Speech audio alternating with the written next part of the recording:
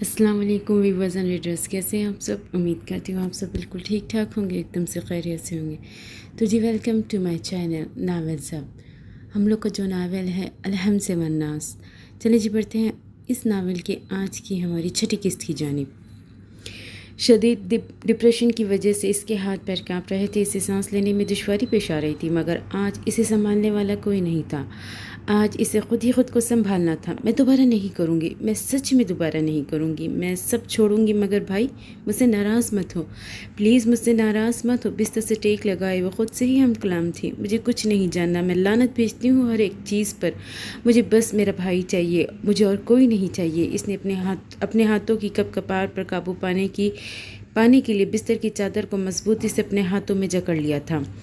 मुझे कोई नहीं चाहिए। दीवानावार अपने बालों में हाथ फेरती हुई उठी थी। लड़खड़ाते कदमों के साथ इसने कबर्ड से तमाम खतूत निकाले, वो खतूत जो डेविड उसे लिखता था।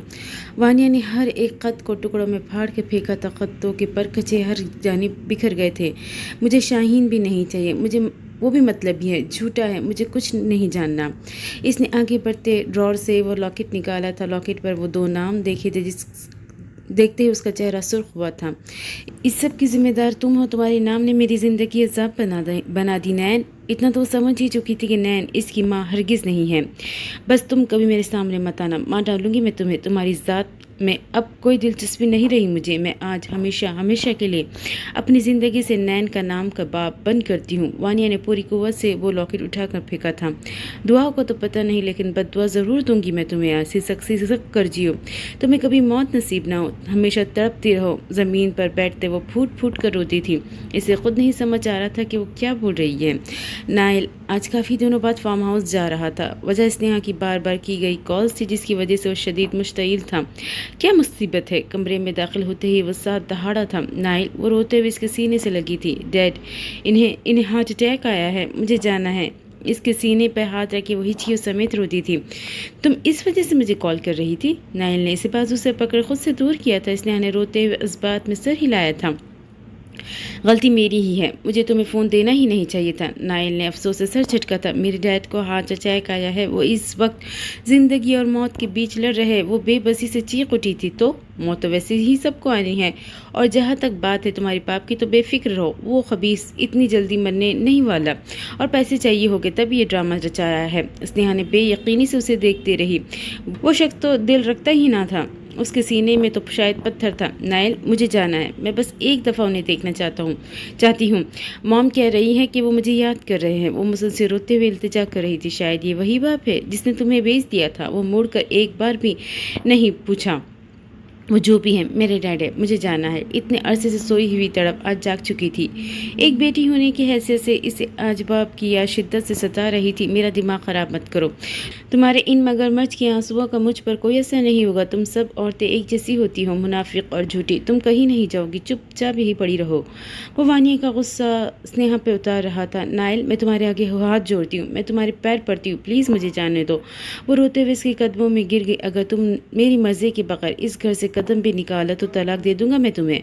वह तनफुर से कहता वहाँ से गया था। वो न जाने कितनी देर अपनी बेबसी पर आंसू बहाती रही। वो चाहकर भी ये अखज़ नहीं कर पा रही थी कि आखिर इसका कसूर क्या है। आखिर क्यों इसे बार बार अपनी ना करदा गुनाहों की सज़ा भुगतनी पड़ती है।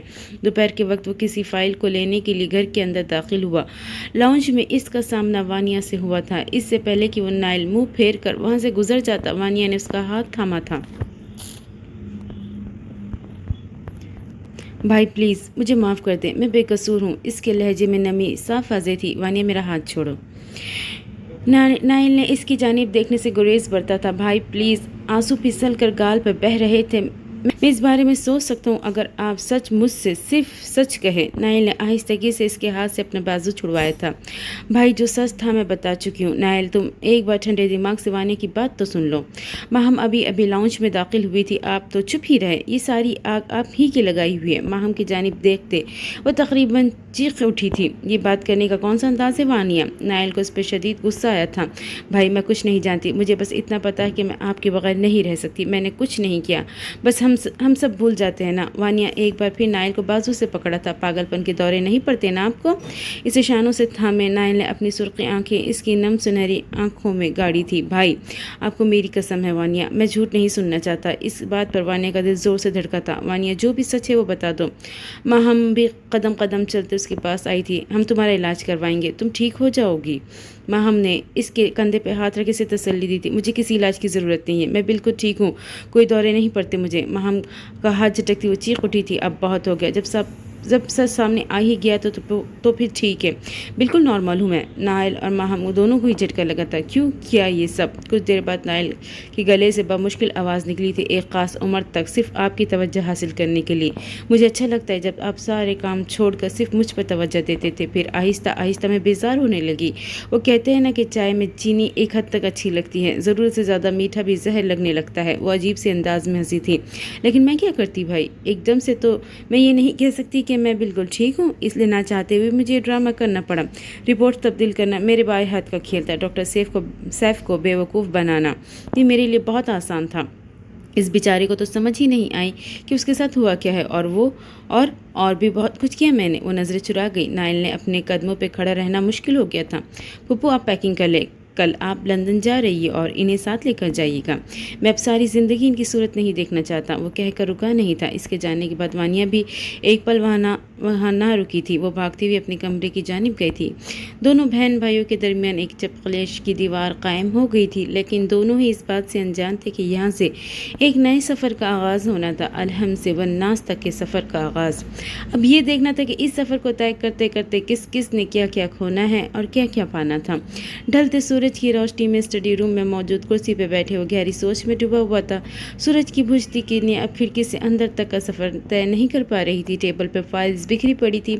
हारून ने किसी फाइल को हाथ भी नहीं लगाया था। वो इस वक्त सिर्फ नाइल के रवैये के बारे में सोच रहा था, जो इस वक्त तवक्कुए से ज़्यादा बुरा था। जो भी था, लेकिन सोफ़ी इनकी इकलौती बेटी थी। वो इसे इस तरह किसी अनजान के रहम करम पे नहीं छोड़ सकते थे। वहीं बैठे इसने खुली खिड़की से बाहर की जानिब देखा था। तेज़ हवाएं पर्दों के बाड़ों को तोड़कर अंदर दाखिल हो रही थी। वो कुछ देर गुरूब होते सूरज का दिलनशी मंजर देखते रहा। फिर अचानक ही दिमाग की सारी गुत्थी सुलझाई थी। रात की तारीकी के शुरू होने का मंजर देखते देखे वो अफंदी हाउस के मकीनों की ज़िंदगी या तारीख करने का प्लान तरतीब दे चुका था। मुस्तफ़ा तो पहले इसके हाथों की गुट पतली बन चुका था। बस अब किसी भी तरह नाइल को शीशे में उतारना ज़रूरी था। इस सब का एक ही तरीका था, मुस्तफ़ा की बेटी को अपने घर की बहू बनाना, नाइल के हाथ बांधना। एक लम्हे की ताख़ीर किए बगैर उसने मुस्तफ़ा को कॉल मिलाई थी। ठीक 1 घंटे बाद एक रेस्टोरेंट में दोनों की मुलाकात हुई थी। कुछ देर की अनथक मेहनत के बाद वो मुख्तलिफ दलाइल से मुस्तफ़ा को नीम रजामंद करने में कामयाब हो गया था। मेरा एक ही बेटा है हारून, मैं इसे खुद से बदगुमान नहीं कर सकता। मग से उड़ती कॉफ़ी की भाप पर नजरें जमाए उन्होंने बेबसी से कहा था, जब निकाह हो जाएगा तो सब ठीक हो जाएगा। बाद में वो कुछ नहीं कर सकेगा सिवाय इस निकाह को कबूल करने के। मानो अभी बहुत छोटी है। हम एक काम करते हैं कि अभी मंगनी कर देते हैं, फिर जब दोनों बड़े हो जाएंगे तो शादी भी कर देंगे। इनकी बेटी की उम्र अगर सोफ़ी की उम्र जितनी होती तो शायद वो इस बारे में ज़रूर सोचते, मगर अभी तो बहुत छोटी थी, सिर्फ 8 साल की। इस मासूम को तो निकाह का मतलब तक नहीं पता था। फिर इस रिश्ते के तकाज़ों को समझना तो बहुत दूर की बात थी। मैं ये सब हमारे रिश्ते को मजबूत करने के लिए कह रहा हूँ, सिर्फ निकाह ही तो है, रुखसती का थोड़ी करने का कह रहा हूँ। मुस्तफ़ा ने सर्द आह भरते कॉफ़ी का मग को लबों से लगाया था। तो फिर हम नाइल के जाते ही मानो और हातिम का निकाह कर देंगे। अपनी जगह से थोड़ा सा आगे खिसकते हारून ने अपने हाथ टेबल पर रखे थे, जैसा तुम्हें ठीक लगे। इस जवाब से हारून की आंखों में मौजूद शैतानियत की चमक गहरी हुई थी। मुस्तफ़ा के कायल होने के पीछे हारून की चाशनी भरी ज़बान नहीं थी, बल्कि वो नशा आवर दवाई थी जो वो कॉफ़ी की सूरत में घूंट घूंट पीकर अपने अंदर उतार रहा था। और ये पहली बार नहीं हुआ था। वो हमेशा ही अपनी बात मनवाने के लिए ऐसे ही हरबे इस्तेमाल करता था। एक बहुत अहम मिशन के सिलसिले में नाइल को बैरून मुल्क जाना था। बाज़ार वो हायर स्टडीज़ के लिए जा रहा था, मगर हकीकत से सिर्फ वही आशना था। इसकी रात की फ़्लाइट थी और आज वो सुबह सुबह बगैर बताए हारून के घर आया था। इस अचानक आमद का वाहिद मकसद सूफ़ी को बगैर हिजाब के देखना था। खुले गीले बालों को कमर पर फैलाए वो दुपट्टे से बेनियाज लाउंज में मौजूद सोफे पर बैठी पढ़ाई में मशगूल थी। चाय से लुत्फ़ अंदोज़ होने के साथ साथ वो रजिस्टर पर पॉइंट्स भी लिख रही थी। نائل نے اسے پڑھنے کی اجازت دے دی تھی۔ اس کا مقصد صوفی سے اسے خواب چھیننا نہیں تھا، بلکہ وہ اسے چند لمحوں کے لیے اس اذیت سے گزارنا چاہتا تھا جس سے وہ گزرا تھا۔ لاؤنج میں داخل ہوتے ہی نائل کے قدم رکے تھے۔ وہ صرف ضدی نہیں تھا بلکہ حد سے زیادہ ضدی تھا۔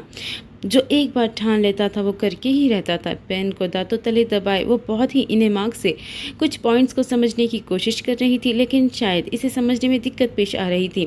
اس کا چہرہ اس کے تاثرات کی مکمل ترجمانی کرتا تھا، اور نائل تو ویسے ہی چہرے پڑھنے میں ماہر تھا۔ نیوی بلو کلر کے سوٹ میں ملبوس اس معصوم حسینہ نے پہلی بار نائل کے دل پر دستک دی تھی۔ زندگی میں پہلی بار وہ شاید کچھ محسوس کر رہا تھا۔ وہ دونوں اپنے پیرنٹ کی مرضی سے کئی بار مل چکے تھے تاکہ ان کے درمیان انڈرسٹینڈنگ ہو جائے۔ بعض ملاقاتیں خوشگوار رہی تھی تو بعض ناخوشگوار ملاقاتوں کا سلسلہ زیادہ تھا۔ شاید یہ اس کی معصومیت اور صبر ہی تھا جو نائل کے دل میں مقام حاصل کرنے میں کامیاب رہی تھی۔ ہاتھ پر ہاتھ بندھے، لب دبائے، وہ بہت دلچسپی سے اسے دیکھ رہا تھا۔ وہ کبھی پین کو دانتوں تلے دباتی تو کبھی ہاتھ میں گھماتی تھی۔ اس طرح کرتے وہ پچھلے 7 منٹ میں نہ جانے کتنے بار نوٹس پر جھک چکی تھی۔ اس طرح جھکنے کی وجہ سے اس کے ریشمی گیلے بال اس کے چہرے پر آ جاتے تھے، جنہیں وہ بار بار جھنجھلا کر اپنے پیچھے ہٹاتی تھی۔ کچھ ہیلپ چاہیے؟ بھاری گھمبیر آواز اس کی سماعتوں سے ٹکرائی تھی تو وہ نہ صرف خود کرن کھا کر اچھلی تھی بلکہ اس کے نوٹس، کتابیں، دانتوں تلے دبایا پین بھی زمین بوس ہوا تھا۔ صوفی نے پھرتی سے سائڈ پر پڑا دوپٹہ اچھے سے اوڑھا تھا۔ اب وہ بوکھلا کر اپنے بکھرے بال سمیٹ رہی تھی۔ نائل اس کی بوکھلاہٹ سے اچھا خاصا لطف اندوز ہو رہا تھا، اس بات کا یقین کرتے کہ نائل اس کے سامنے وہ ہرنی کی رفتار سے وہاں سے بھاگی تھی۔ نائل کے ہونٹوں پر تبسم لہرایا تھا۔ صوفی کے بالوں کے ساتھ کوئی مسئلہ نہیں تھا، یہ خیال ہی نائل کے لیے باعث سکون تھا۔ نائل کے جانے کے بعد حاتم اور مانو کی نکاح کی بات کی گئی تھی۔ ہارون کے آگے ان کے گھر والوں کی ایک نہ چلی تھی، مگر مصطفیٰ کو بھرپور احتجاج کا سامنا کرنا پڑا تھا۔ سونی کسی صورت اس سب پر راضی نہیں تھی۔ اس نے اپنے بیٹے کو بتانا چاہا تھا، مگر نائل کا فون مسلسل بن جا رہا تھا۔ رات کے پہر وہ بالکنی میں کھڑی مسلسل اپنی قسمت پر اشک بہا رہی تھی۔ مصطفیٰ جو اس پر جان چھڑکتے تھے، اب نہ جانے کیوں وہ اس سے بیزار سے رہنے لگے تھے۔ اس کے لاکھ احتجاج کے باوجود بھی آج سے ٹھیک 2 دن بعد اس کی چھوٹی اور معصوم بیٹی کی زندگی کا فیصلہ کیا جانا تھا۔ اس سے اس کا بچپن چھین لیا جانا تھا۔ مصطفیٰ تو یہ فیصلہ ہارون کی دی گئی ادویات کی زیر اثر کر رہے تھے، مگر آج بھی 21ویں صدی میں بھی بہت سارے ایسے مقامات ہیں جہاں پر چائلڈ میرجز کا عام رواج ہے۔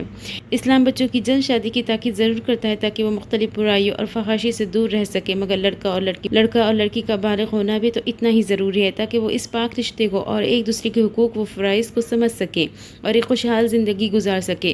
آج کل چائلڈ میرجز کا تناسب تو پھر بھی کچھ حد تک کم ہے، مگر بہت گھروں میں بچوں کی پیدائش پر ہی ان کی زندگی کا فیصلہ کر دیا جاتا ہے۔ ان کے پیدا ہوتے ہی انہیں کسی نہ کسی کے نام سے منسوب کر دیا جاتا ہے، پھر بعد میں وہ شخص جواری نکلے یا شرابی، زبان سے پیچھے نہیں ہٹا جاتا۔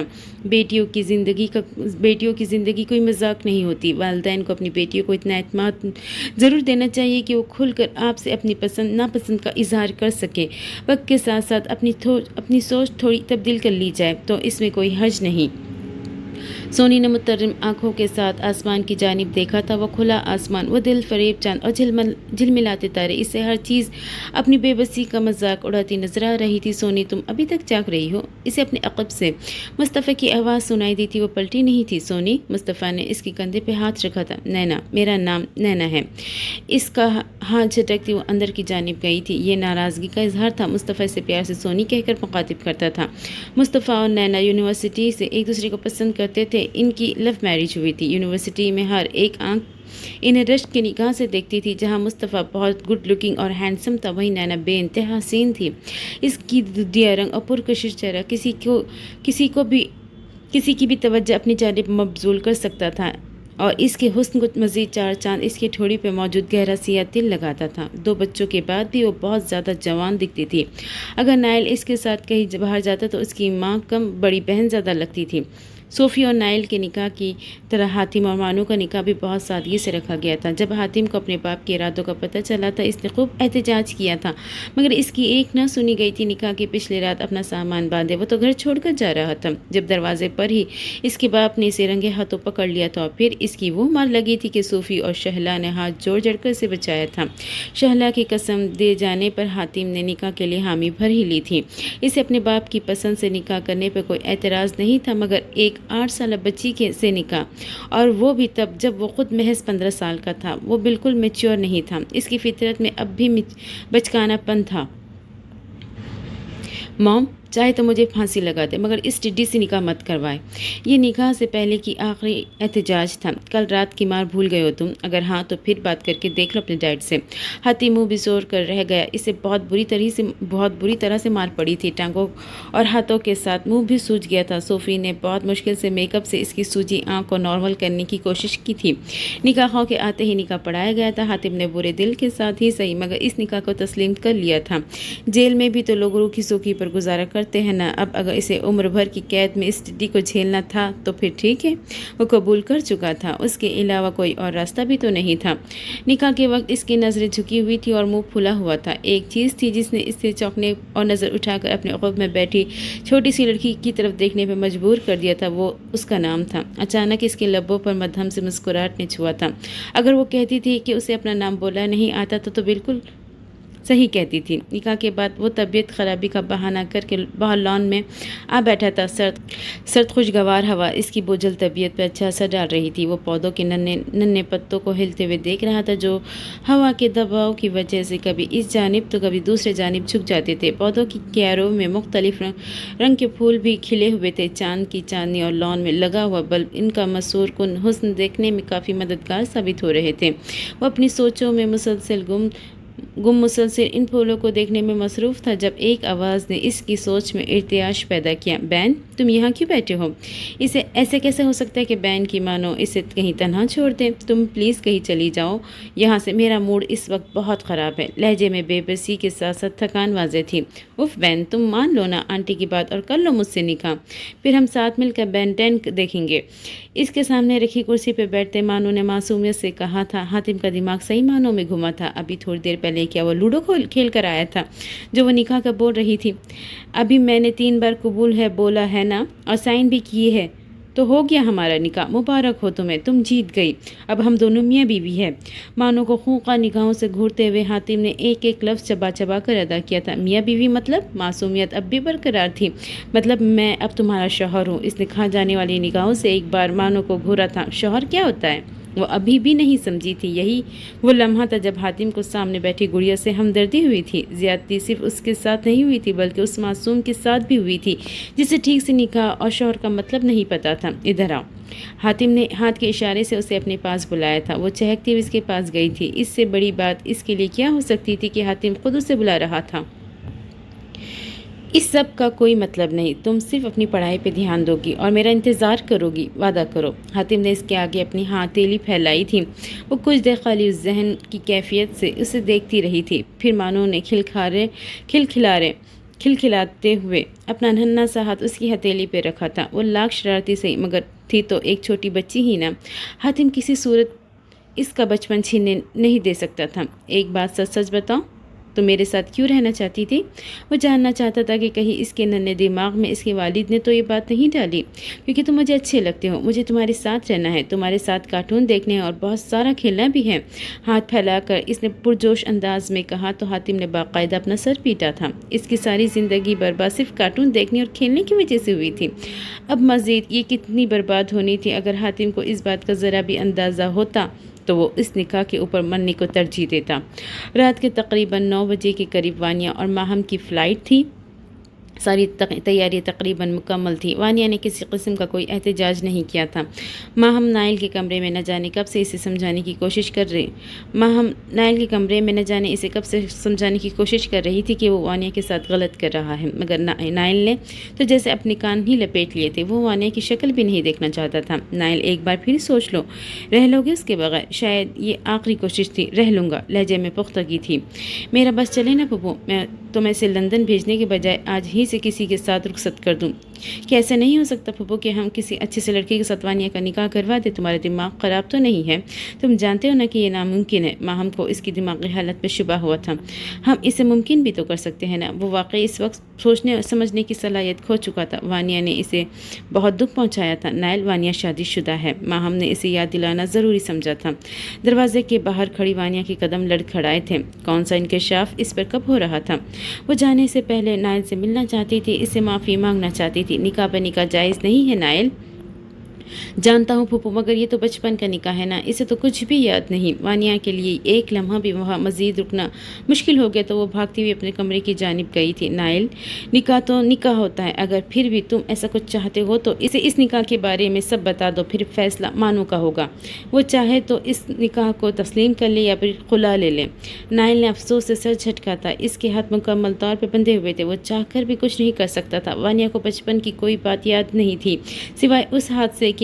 ये बात तो नाइल भी अच्छी तरह जानता था, क्योंकि इस ही ने तो इसे एक बिल्कुल मुख्तलिफ माहौल और डॉक्टर के मशवरे से अद्वियात दी थी।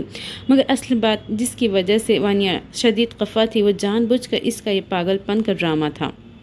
वानिया के जाने के बाद नाइल कितनी देर बेमकसद सड़कों पे गाड़ी घुमाता रहा था। वो उसे अभी से मिस करने लगा था। मगर अफसोस तो इस बात का भी था कि वो खुद एक बार भी इसके पास नहीं आई थी। काश वो एक बार सच्चे दिल से इसे माफ़ी मांग लेती तो उसे माफ़ कर देता। नाइल अपनी बहन को 100 कत्ल भी माफ़ कर सकता था। इस सूरत हाल में वो इस बात से मुकम्मल तौर पर लाइल्म था कि इसकी बहन इससे मुकम्मल तौर पर बदगुमान हो चुकी है। सुनसान सड़क पर एक बार गाड़ी रोकते वो शीशा खोले उस सर्द और खनक रात में सांस लेने की कोशिश कर रहा था। गाड़ी के पुश से टेक लगाए आंखें मूंदे वो अपनी बहन के साथ बिताए खूबसूरत लम्हात को याद कर रहा था, जब फ़ोन की रिंग से इसकी ख्यालात का तसलसल टूटा था। डेविड की कॉल देखकर नाइल का दिमाग अच्छा खासा घूमा था। वानिया का सारा गुस्सा अब इस पर निकलना था। कैसे हैं साले साहब? इसने हशाश बशाश अंदाज में पूछा था। इस कॉल का मकसद नाइल को 2 दिन पहले हुई स्मगलिंग के बारे में इतला देना था कि इसके पीछे इसी का हाथ था, और नाइल और इसकी नाक़िस टीम इतने सालों की मेहनत के बावजूद भी इन लोगों को नहीं पकड़ सके थे। ये आखिरी दफ़ा है जो मैंने तुम्हारी कॉल उठाई है, और एक बात बता दो, तुम्हें जिसके लिए कॉल करते हो ना, वो अब नहीं है यहाँ। नाइल का दिमाग तो सिर्फ वानिया ही पर अटका हुआ था, बाकी किसी चीज़ की फ़िलहाल इससे कोई परवाह नहीं थी। अब मुझसे रब्ता करने के बजाय सीधा उससे रब्ता करना। उससे पूछ लो, अगर वो तुम्हारे साथ जाना चाहे तो ले जाओ उसे अपने साथ, बल्कि ले ही जाओ उसे अपने साथ। मैं अकेला क्यों भुगतूँ? तुम भी तो भुगतो ना। नाइल ने खटाक से फ़ोन बंद कर दिया। ये पहली बार था जब डेविड कुछ बोलने की काबिल ही नहीं रहा था। लगता है साले साहब आज कुछ ज़्यादा ही गुस्से में हैं। इसने सर झटकते फ़ोन साइड पर रखा था। वैसे ऑफ़र तो काफ़ी अच्छी है। वो सोच में पड़ गया था। साले साहब ने खुद ही इजाज़त दे दी मुझे। इसकी आंखों में खुशी की चमक उभरी थी। लेकिन मैं ऐसा कुछ नहीं करूँगा। डेविड ने एक बार फिर अपना फ़ोन उठाया था। मॉम चाहती थी कि तुम्हारे 21 साल होने पर ही हमारी रुखसती हो। इसने वानिया की तस्वीर को जूम किया था। बस कुछ वक्त और। इसने इसकी ठोड़ी पर मौजूद तिल अपनी शहादत की उंगली रखी थी। वो इसके सामने मौजूद नहीं थी, फिर भी वो उसका लम्स महसूस कर रहा था। लेकिन अब इसने इसकी आंखों को जूम किया था। इससे पहले अगर तुम खुद मुझ तक आई तो फिर वादा करता हूँ दुनिया की कोई ताकत हमें जुदा नहीं कर सकती। मैं किसी सूरत इस बार तुम्हें खुद से दूर नहीं जाने दूंगा। इसके चेहरे को आंखों में समाते इसने अहद किया था। फ़ोन साइड पर रखे अब इसने अपने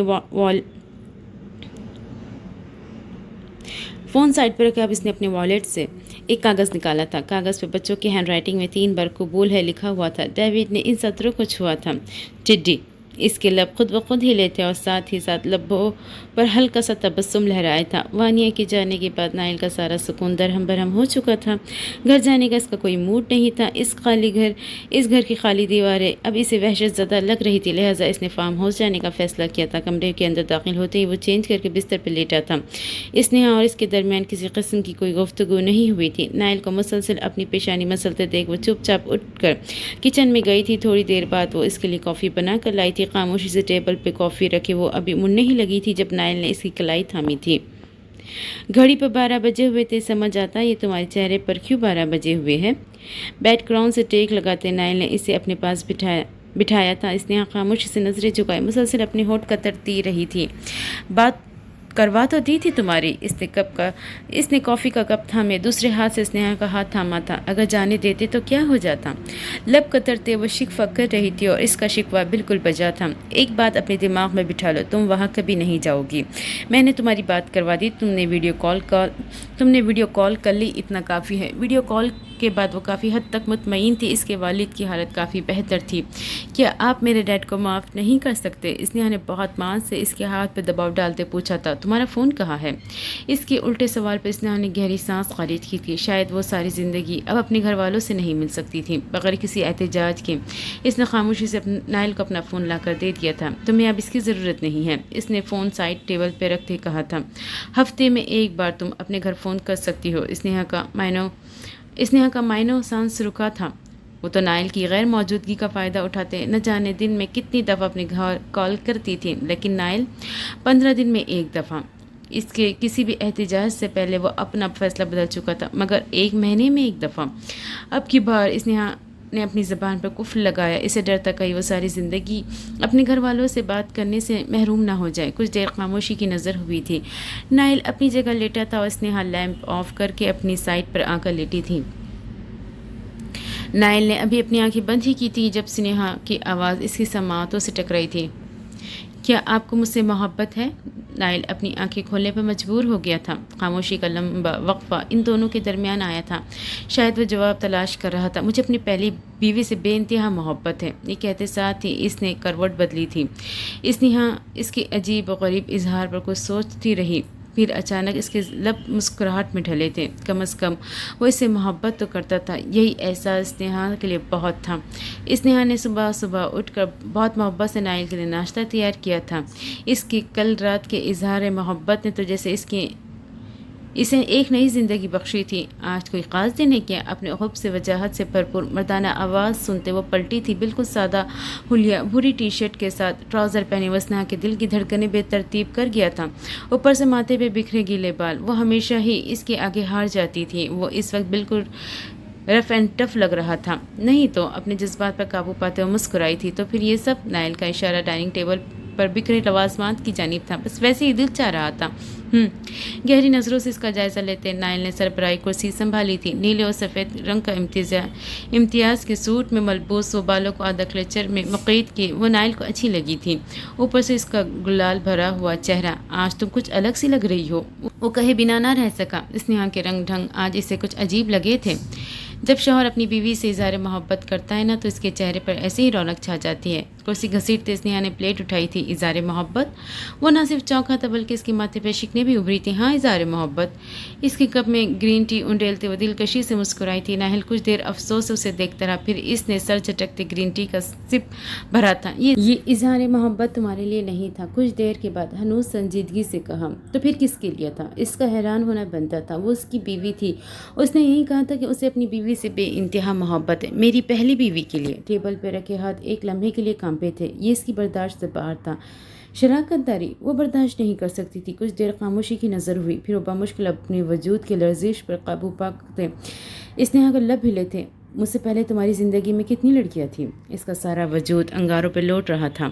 کاش وہ انکار کر دے، کاش وہ کہہ دے کہ میں مذاق کر رہا تھا۔ میری زندگی میں تمہارے علاوہ کوئی نہیں۔ اسنیہا کا دل دعاؤں کا ورد کر رہا تھا، مگر اس بیچاری کے تو وہم گمان میں بھی نہیں تھا کہ اس شخص کا جواب اس کے اعصاب بالکل شل کر دے گا۔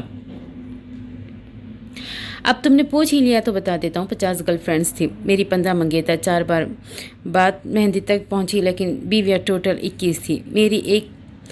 21 تھی میری، ایک خود مر گئی، 19 کو میں نے مار دیا، اور 21ویں تم ہو۔ اب بتاؤ تمہارے ساتھ کیا کروں؟ زندہ دفناؤں تمہیں؟ نائل اس کے چہرے کے بدلتے ہر تاثر سے محظوظ ہوا تھا۔ اس کے چہرے پہ نہ جانے کتنے رنگ آ کر گزرے تھے، حیرانگی، بے یقینی، صدمے اور نہ جانے کیا کیا۔ تو تم مذاق کر رہے ہو نا؟ اس بیچاری کے چہرے کی نہ صرف ہوائیاں اڑی تھی بلکہ اس کا چہرہ تو بالکل زرد پڑ چکا تھا۔ میرا تمہارا کیا مذاق؟ چہرے پہ آج بھی وہی ازلی سنجیدگی تھی۔ ابھی اگر وہ کرسی پر نہ بیٹھتی تو یقیناً زمین پر گر جاتی۔ ناشتہ اچھا بنایا ہے تم نے؟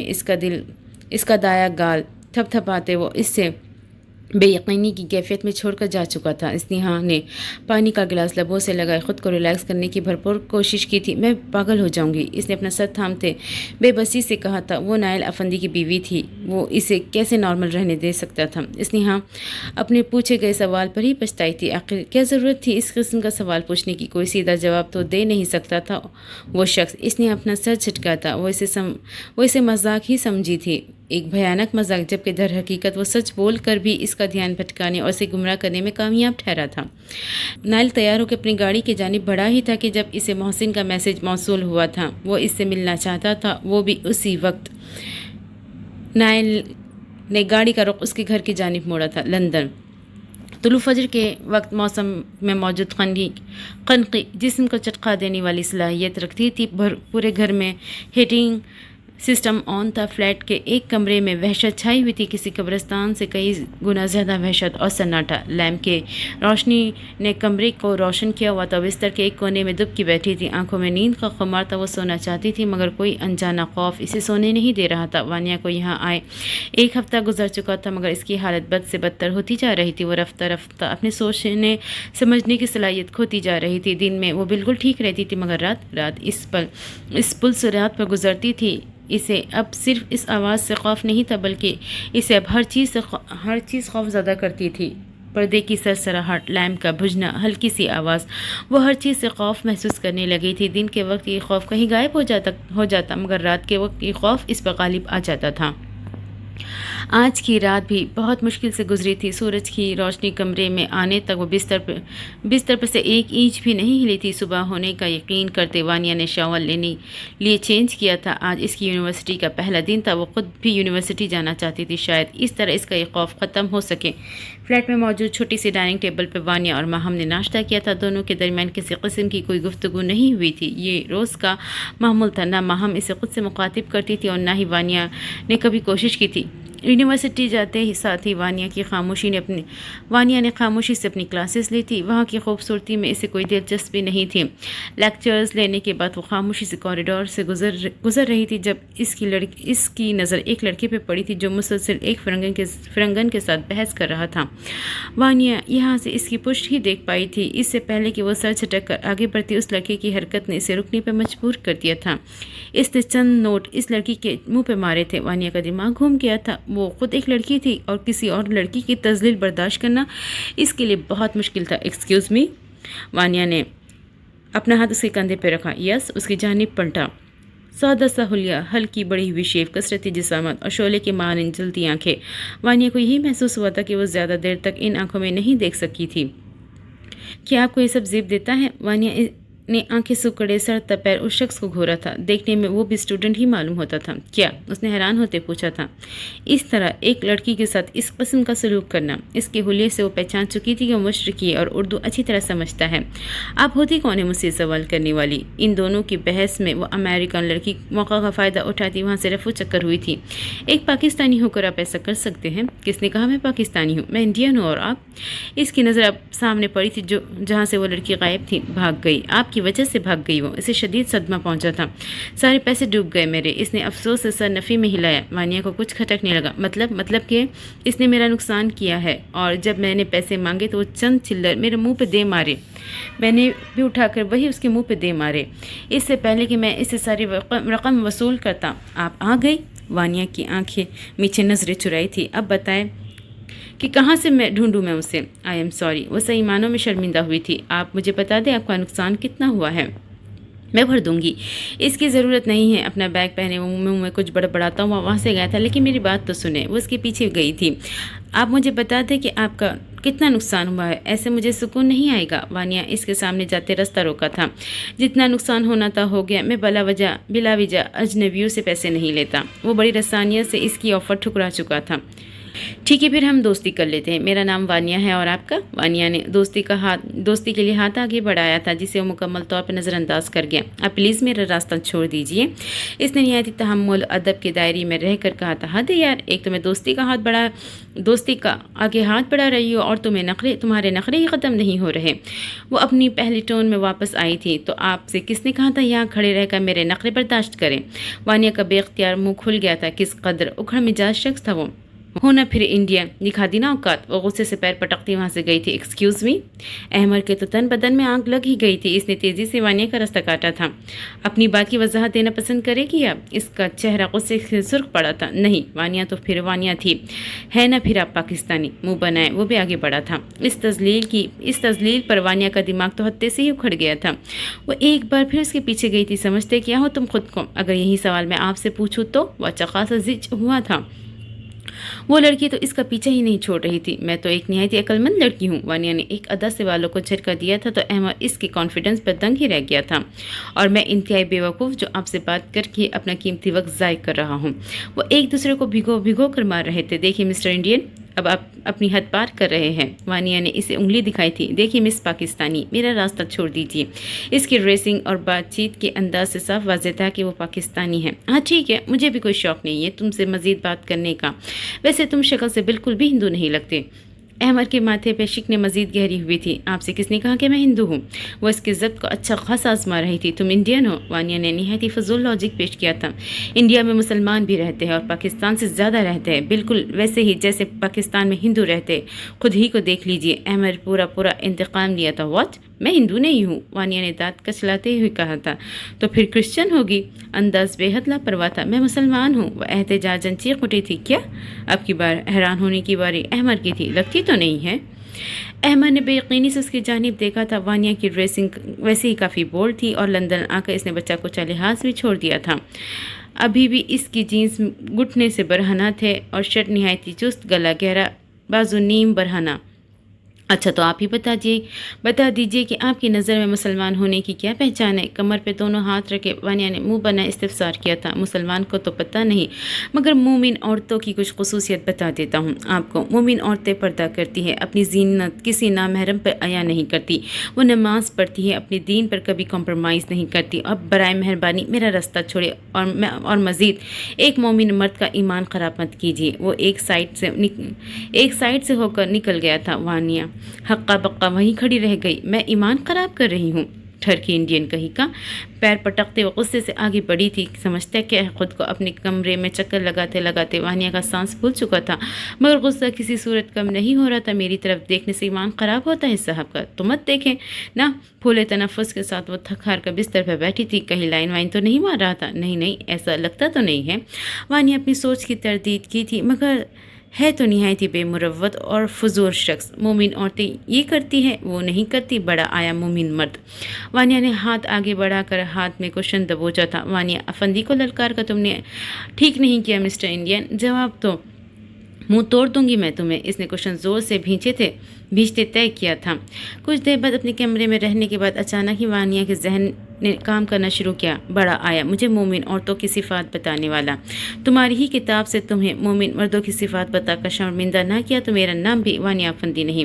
کوشن سائڈ پہ اچھالتے بھاگتے ہوئے باہر گئی۔ ماہم تو اس وقت گھر پہ موجود نہیں تھی، مگر ملازمہ کے پاس ضرور قرآن پاک ہو سکتا ہے۔ تمہارے پاس قرآن پاک ہے؟ وہ کچن میں برتن دھوتی ملازمہ کے سر چڑھی تھی۔ جی ہے۔ وہ شکل سے ہی وانیہ کو کافی مذہبی لگتی تھی۔ ترجمے والا ہے؟ آنکھوں میں کسی کو شکست دینے کی چمک لیے اس نے اگلا سوال پوچھا تھا۔ ترجمے والا تو نہیں ہے؟ اس جواب پر اسے مایوسی ہوئی تھی۔ اچھا تو چلو جو ہے وہ لا دو۔ ملازمہ نے وانیہ کو قرآن پاک لا کر دیا تھا، جسے وہ ایک ہی جھٹکے سے جھپٹتے کمرے میں کہیں گم ہوئی تھی۔ ملازمہ کا منہ کھلا رہ گیا تھا۔ اسے وانیہ پہ شدید غصہ بھی آیا تھا۔ آخر کیسے بغیر سر پہ کچھ اوڑھے اس مقدس کتاب کو چھو سکتی تھی؟ اب میں بتاتی ہوں تمہیں مومن مردوں کی صفات۔ مومن مرد بھی کسی غیر عورت سے بات نہیں کرتے، مگر یہ بات تو ریفرنس سے ہی بتاؤں گی میں تمہیں۔ ایک کرسی پر بیٹھتے وانیہ نے ایکسائٹیڈ ہوتے قرآن پاک کھولا تھا۔ وانیہ نے سادہ طرز کی سرخ غلاف میں لپٹی وہ کتاب کھولی تھی۔ خوبصورت طرز کی جلد، کالے رنگ میں لکھے گئے وہ حروف، وہ قدیم زبان۔ وہ ایک پل کے لیے مسمرائز ہو گئی تھی۔ وہ اس قدیم کتاب نے پہلی بار اس پر سحر قائم کیا تھا، یا پھر شاید وانیہ نے پہلی بار اس کتاب کو کھولا تھا۔ وانیہ نے قرآن پاک اٹھا کر اپنی گود میں رکھا۔ اب وہ اس کے پنے پلٹتے مسلسل ان حروفوں پر نظر دوڑا رہی تھی۔ وہ کبھی قرآن پاک درمیان سے کھولتی، کبھی آخر سے، تو کبھی کہیں سے۔ مزید 2 منٹ گزرنے کے بعد ایک آواز اس کے تخیل میں خلل ڈالا تھا۔ اللہ اکبر، اللہ اکبر، اللہ اکبر، اللہ اکبر۔ ہواؤں نے مؤذن کی آواز کو بند کمرے تک پہنچایا تھا۔ یہ عصر کا وقت تھا۔ ان کے فلیٹ کے پاس ہی ایک چھوٹی سی مسجد تھی جہاں پر بغیر اسپیکر کے اذان دی جاتی تھی، مگر کھڑکی کھلے ہونے کی وجہ سے آواز بآسانی وانیہ کی کمرے تک پہنچ جاتی تھی۔ وانیہ نے لاشعوری طور پر قرآن پاک کو بند کر کے میز پر رکھا تھا۔ اب اس کا رخ کھڑکی کی جانب تھا جہاں سے تیز ہواؤں کے ساتھ اذان کی صدائیں بھی بلند ہو رہی تھی۔ وہ غیر محسوس انداز میں کھڑکی کے پاس جا رکی تھی۔ تیز ہوا کے جھونکے اس زلفوں کے ساتھ اٹکھلیاں کر رہے تھے۔ آنکھیں بند کیے اس نے کھڑکی کے پٹ کو سختی سے پکڑا تھا۔ مؤذن کی ہر صدا کے ساتھ وہ اپنے اندر ایک سکون اترتا ہوا محسوس کر رہی تھی۔ اذان کے مکمل ہوتے ہی اس نے پٹ سے آنکھیں کھولی تھی۔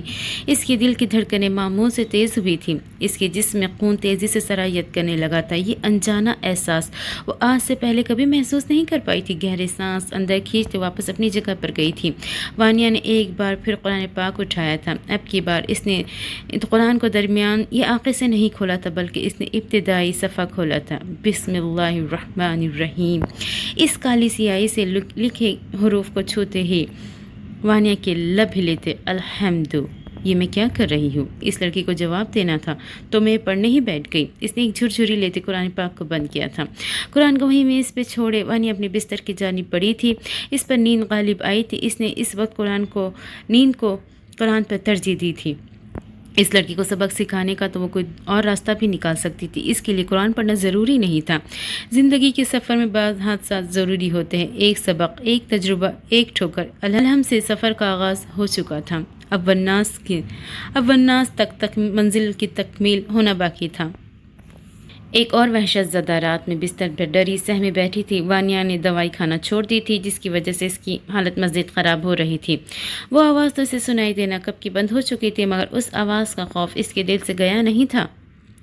وہ اتنے سالوں تک جس اذیت سے گزرتی رہی تھی اسے بھولنا اتنا آسان نہیں تھا۔ میں سونا چاہتی ہوں، بے بسی سے روتے ہوئے اس نے اپنے سر گھٹنوں میں دیا تھا۔ پلیز مجھے سونے دو۔ ذہن میں اب بھی وہی ہولناک آواز گردش کر رہی تھی۔ میں سونا چاہتی ہوں۔ بستر پہ لیٹے ہچکیوں سمیت رو دی تھی۔ یا اللہ، میں سونا چاہتی ہوں۔ اپنے دھن میں وہ یہ جملہ 3 بار دہرا چکی تھی۔ پھر اچانک اپنے کہے گئے جملے پر غور کرتی وہ ایک جھٹکے سے اٹھ بیٹھی تھی۔ یہ پہلی بار نہیں تھا، وہ پہلے بھی کئی بار اللہ کو ایسے ہی پکارتی تھی۔ مشکل کے وقت تو انسان اللہ کو ہی یاد کرتا تھا۔ وانیہ کو بھی اللہ ہی یاد آتا تھا، مگر اس کا ذہن اس حقیقت کو تسلیم کرنے ہی نہیں دیتا تھا کہ وہی ذات برحق ہے۔ شاید یہ منافقت تھی، مگر وانیہ کی ذہنی کیفیت اس وقت کچھ بھی سمجھنے سے قاصر تھی۔ وہ کچھ دیر کانپتے وجود کے ساتھ وہاں بیٹھی رہی تھی۔ پھر اچانک اس کے دماغ میں ایک خیال آیا۔ وانیہ نے کپ کپاتے ہاتھوں سے فون اٹھایا، اذان ڈاؤن لوڈ کی۔ وانیہ نے پلے کا بٹن دبایا تھا۔ موبائل کو اپنے سرہانے رکھے اس نے کسی چھوٹے بچے کی طرح کمبل سر تک پیر تانا تھا۔ تقریباً 20 منٹ بعد ہی اس پر نیند غالب آئی تھی۔ اگلے دن وانیہ اس انڈین شخص کو ڈھونڈنے کی جدوجہد میں ساری یونیورسٹی چھان چکی تھی۔ کہاں گیا ٹھرکی انڈین؟ وانیہ نے آخری بار متلاشی نگاہوں سے ارد گرد نظر گھمائی تھی۔ اسے وہ سامنے آڈیٹوریم سے آتا دکھ گیا تھا۔ آنکھوں میں چمک لی وہ بھاگتی ہوئی اس کی طرف گئی تھی۔ ہائے مسٹر ٹھرکی انڈین۔ احمر کے ماتھے پہ بل پڑ گئے تھے۔ میرا مطلب ہے مسٹر انڈین۔ اس کی گھوری وانیہ کو اپنا بیان بدلنے پہ مجبور کر گئی تھی۔ کیسے ہو؟ ویسے گویا ہوئی تھی جیسے ان دونوں کے درمیان گہری دوستی ہو۔ احمد نے سر جھٹکتے اپنا راستہ ناپا ہی تھا جب وانیہ کالی بلی کی طرح اس کی راہ میں رکاوٹ بنی تھی۔ دیکھو، ہمارے درمیان کل جو بھی ہوا اسے بھول جاتے ہیں۔ میں تمہیں دوستی کی آفر کرتی ہوں۔ وانیہ نے مسکرا کر ہاتھ آگے بڑھایا تھا۔ میں آپ کی اس آفر کو رد کرتا ہوں۔ احمد اس کی جانب دیکھنے سے گریز کیا تھا۔ اچھی بات ہے۔ مجھے بھی تم سے دوستی کا کوئی شوق نہیں۔ میں تو بس تمہیں آزما رہی تھی کہ تم واقعی میں ٹھرکی ہو یا نہیں۔ دانتوں کی بھرپور نمائش کرتے ہوئے اپنا بیان بدل گئی تھی۔ آپ مجھے آزمانے والی ہوتی کون ہے؟ ہاتھ پر ہاتھ جمائے اس نے سختی سے استفسار کیا۔ تمہاری ماں۔ وہ دل ہی دل میں گویا ہوئی تھی۔ اس کے آگے پیچھے گھومنے کا واحد مقصد اسے سبق سکھانا تھا۔ وہ نہ صرف وانیہ کو ضد دلا گیا تھا بلکہ اسے ایک نیا ایڈونچر بھی مل گیا تھا۔ ایک چٹان نما شخص کو ریزہ کرنا، یہ اس کا مشن بن گیا تھا۔ اسے اچھا خاصا زج کرنا چاہتی تھی۔ میرا راستہ چھوڑیں اور دوبارہ میرے راستے میں مت آئیے گا۔ احمد کا لہجہ کٹیلا تھا۔ کیوں؟ क्या तुम जिद छू रहे हो? जी बहुत ज़्यादा। न जाने वो कौन सी घड़ी थी जब इस मुसीबत से इसकी मुलाकात हुई थी। वो तो इसका पीछा ही नहीं छोड़ रही थी। बस तो फिर तय हो गया, आज का सारा दिन हम साथ गुजारेंगे। वानिया को अब मज़ा आने लगा था। ऊपर से इस खड़ूस के बिगड़ने के ज़ाविये वो हद से ज़्यादा महसूस हुई थी। क्या आपके हर अजनबी की सर आपके हर अजनबी के सर पर ऐसे ही मुसल्लत होती है, या फिर ये ख़ास इनायत मुझ पर ही है? इसकी इस बेबाकी पर दंग रह गया था। ये ख़ास इनायत आप ही पर है, क्योंकि आप मोमिन मर्द जो ठहरे, और मैं एक बेहया लड़की। अहमद को अब कहीं जाकर मामले की संगीनी का अंदाज़ा हुआ था। वो इससे कल वाली बात का इंतकाम ले रही थी। मुझे लगता है आपसे इस्लाम के मुतालिक कुछ क्लासेस लेनी चाहिए। वैसे नाम क्या है आपका? वो आज अहमद को बख्शने के मूड में नहीं थी। मैं आपको अपना नाम बताने में दिलचस्पी नहीं रखता। एक बार नाम बताए तो सही, सारी की सारी जन्म कुंडली निकाल लूँगी। अहमद ने चौंक कर उसे देखा था। क्या हुआ? तुम तो मुझे ऐसे देख रहे हो जैसे ये लफ्ज़ पहली बार सुना हो। इंडियन ही होना, या फिर झूठ बोला है? वो भी नाइल की तरह एक निगाहें रखती थी। Shut up! वो झुंझलाता हुआ आगे बढ़ा था। वानिया भी इसके पीछे भागी थी, मगर वो इसके उठते तेज कदमों की पैरवी नहीं कर सकी थी। एक जगह पहुंचते वो कहीं गुम हो गया था। Mister Indian! वो मुसलसल उसे पुकारती हुई आगे की जानिब बढ़ रही थी। एक जगह पहुंचते अहमद की पुश्त देखते वो भागकर उसकी जानिब गई थी, लेकिन वो इस तरह भागकर जाने की वजह से अपना तवाज़ुन बरकरार न रख सकी थी और बहुत बुरी तरह ज़मीन पर गिरी थी। इस तरह औंधे मुँह गिरने की वजह से इसका सर फट चुका था। आप ठीक तो है? अहमद घबरा कर इसकी जानिब झुका था। वानिया ने अपने हाथ से अपना सर थामा था। इसका हाथ खून से भर चुका था। आपका बहुत खून बह चुका है। फिक्र मत करें, सब ठीक हो जाएगा। हम डॉक्टर के पास चलते हैं। वो हद से ज़्यादा फिक्रमंद हुआ था। यूनिवर्सिटी के जिस हिस्से में वो लोग मौजूद थे, वहाँ तकरीबन स्टूडेंट्स ना होने के बराबर थे, और जो मौजूद थे इन्हें किसी से कोई लेना देना नहीं था। आप चले मेरे साथ। अहमद ने इसे उठाने की कोशिश की थी, मगर अपने हाथ पर लगा हुआ खून देखकर वानिया की हालत ख़राब होने लगी थी। 4 लोग, 1 औरत, 3 मर्द, मॉम, नैन, मार दिया, सब ख़त्म कर दिया। वह हाँपते वजूद के साथ मुसलसल बड़बड़ा रही थी। झाड़ियों के पीछे मार दिया। वह अपनी पूरी कुव्वत से चिल्लाई। अगले लम्हे होश व हवास से बेगाना हो गई थी। अहमद का तो दिमाग ही माऊफ हो चुका था। वो इसके बेरब जुमलों की मायने तो नहीं समझ सका था, मगर इसकी हालत अहमद को शदीद खौफ में मुब्तला कर गई थी। वानिया की आंख रात के 8 बजे के करीब खुली थी। वो इस वक्त अपने कमरे में मौजूद थी। सर पे पट्टी बंधी हुई थी। वानिया उठने की कोशिश की थी, मगर वो इस वक्त बहुत ज़्यादा कमज़ोरी महसूस कर रही थी। आप उठ गई भी थी। कुछ लेकर आऊँ आपके लिए? मुलाजमा हशाश बशाश लहजे में पूछा था। भाई? इसने आंखें बंद किए नाइल को पुकारा था। वो जब यहाँ से आई थी तब से नाइल ने एक बार भी उससे रब्ता नहीं किया था। बीबी, कुछ चाहिए आपको? फूफू कहाँ है? इसने नीम कनूदगी की हालत में पूछा था। वो तो घर पे नहीं है जी। वानिया ने करब से आंखें मूंदी। वो लोग जब यहाँ आए थे तब से माहम काफ़ी हद तक बदल गई थी। इसके पहनने ओढ़ने का ढंग और आने जाने के औकात, हर चीज़ में तब्दीली हो चुकी थी। ठीक है, तुम जाओ यहाँ से, मुझे कुछ नहीं चाहिए। वानिया ने आंखें बंद किए रुख मोड़ा था। सुनो, मुलाजमा के जाने के बाद वानिया ने इसे पुकारा था। जी। वो जाते जाते वापस पलटी थी। मुझे यहाँ कौन लेकर आया है? मेरा मतलब है कोई और था मेरे साथ। शायद अहमद ने ही इसकी मरहम पट्टी करवाई थी। शायद वो ही इसे घर छोड़कर गया था। जी, वो लड़का था ना, आप सारा दिन आपके साथ अस्पताल में रहा था। माहम बीबी तो बज़िद थी कि आपको जल्द अज जल्द घर लेकर आए, मगर वो लड़का डटा रहा था। आपका बहुत ख्याल रखा जी। घर आने के बाद भी वो कितनी देर घर के बाहर खड़ा रहा। अभी थोड़ी देर पहले ही आपकी हालत का यकीन करते वो यहाँ से गया है। वानिया को शदीद हैरत हुई थी, मगर वो अंदर ही अंदर कहीं ना कहीं खुश भी थी कि इसके भाई को इसकी कोई परवाह नहीं थी। इस पर जान छिड़कने वाली माँ जैसी फूफू भी इसे तन्हा छोड़ गई थी। शाहीन का भी कोई अता पता नहीं था, मगर उस नाम निहात बचपन का शौहर न जाने वो कहाँ था, कैसा दिखता था। इसने तो मुड़कर भी एक बार भी वानिया की खबर नहीं ली थी। एक ये शख्स था जो कि अनजान होकर भी इसके लिए इतना कुछ कर गया था। नाइल ने मोहसिन के घर के बाहर गाड़ी रोकी थी। गाड़ी से उतरते वो नागवारी से अंदर दाखिल हुआ था। क्या ज़रूरी बात थी? सोफे पर वो तकरीबन डहते नाइल ने बेजारी से पूछा था। नाइल, वानिया के जाने के बाद इसकी ज़िंदगी का सारा सुकून भी जैसे चला गया था। वो इसे बहुत मिस कर रहा था। एक खुशखबरी देनी थी तुम्हें। नाइल ने इससे वालिया निगाहों से मोहसिन की जानिब देखा था। इसे तो लगा था कि शायद इसकी ज़िंदगी में कुछ भी अच्छा नहीं होना था। मैंने और साशा ने बहुत मेहनत से कुछ सबूत इकट्ठा किए हैं, जिनसे हातिम के सामने तुम्हारी बेगुनाही साबित हो जाएगी। मोहसिन ने दिलचस्पी से इसके चेहरे का जायज़ा लिया था। वो वह بے یقینی اور حیرانگی جیسی کوئی چیز دیکھنا چاہتا تھا، مگر اس کا بے تاثر چہرہ دیکھ کر محسن کو اچھی خاصی مایوسی ہوئی تھی۔ تمہیں خوشی نہیں ہوئی؟ کس بات کی خوشی؟ اگر تم لوگ اتنے ہی ذہین ہوتے تو بہت پہلے یہ کر چکے ہوتے۔ نائل اپنی ساری امیدیں ہار چکا تھا۔ اب محسن کی یہ بات اسے مزاحیہ ہی لگی تھی۔ یہ فائل دیکھ کر ہماری ذہانت کا فیصلہ کرنا۔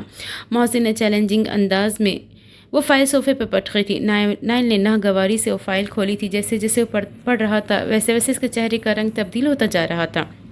یہ تم نے کیسے کیا؟ وہ شوق تھا۔ ان ریکارڈز کے مطابق نائل اس حادثے کے وقت ہسپتال میں موجود تھا۔ یہ مشکل تھا کہ ڈیوڈ اس بات پہ یقین کر لے، لیکن دونوں ہی اچھی طرح جانتے تھے کہ ان ریکارڈز کو دیکھنے کے بعد وہ ہسپتال ضرور جائے گا اور سچ پتہ لگانے کی جستجو میں اینٹ سے اینٹ بجا دے گا۔ بس کبھی غرور نہیں کیا۔ محسن نے فضی کالر جھاڑ دیے تھے۔ سارے ریکارڈز تو جل چکے تھے، تو پھر تمہیں یہ کہاں سے؟ نائل نے مشکوک نگاہوں سے گھورا تھا۔ ہسپتال کے ایک ڈاکٹر کے پاس کچھ پرانے ریکارڈز کی کاپیز پڑی تھی۔ وہ بائی چانس شاشا کا دوست نکلا۔ جب اس نے باتوں میں اس چیز کا ذکر کیا تو میں نے شاشا سے وہ فائل دیکھنے کا مطالبہ کیا اور فائنلی ہمیں یہ مل گئی۔ نائل کے لبوں کو مسکراہٹ نے چھوا تھا۔ کھیل میں مزہ آئے گا، حاتم کسی کو نہیں چھوڑے گا۔ نائل کے چہرے پہ خوشگواریت چھائی تھی۔ دیر کس بات کی؟ جلد پہنچاؤں یہ اس تک۔ محسن بھی بہت خوش تھا۔ آخرکار اتنے سالوں کے بعد ان کی محنت رنگ لائی تھی۔ نائل اسبات میں سر ہلاتا کھڑا ہوا تھا۔ وہ اچھے سے جانتا تھا کہ حاتم وہ چھوٹا اور کمزور سا بچہ نہیں رہا۔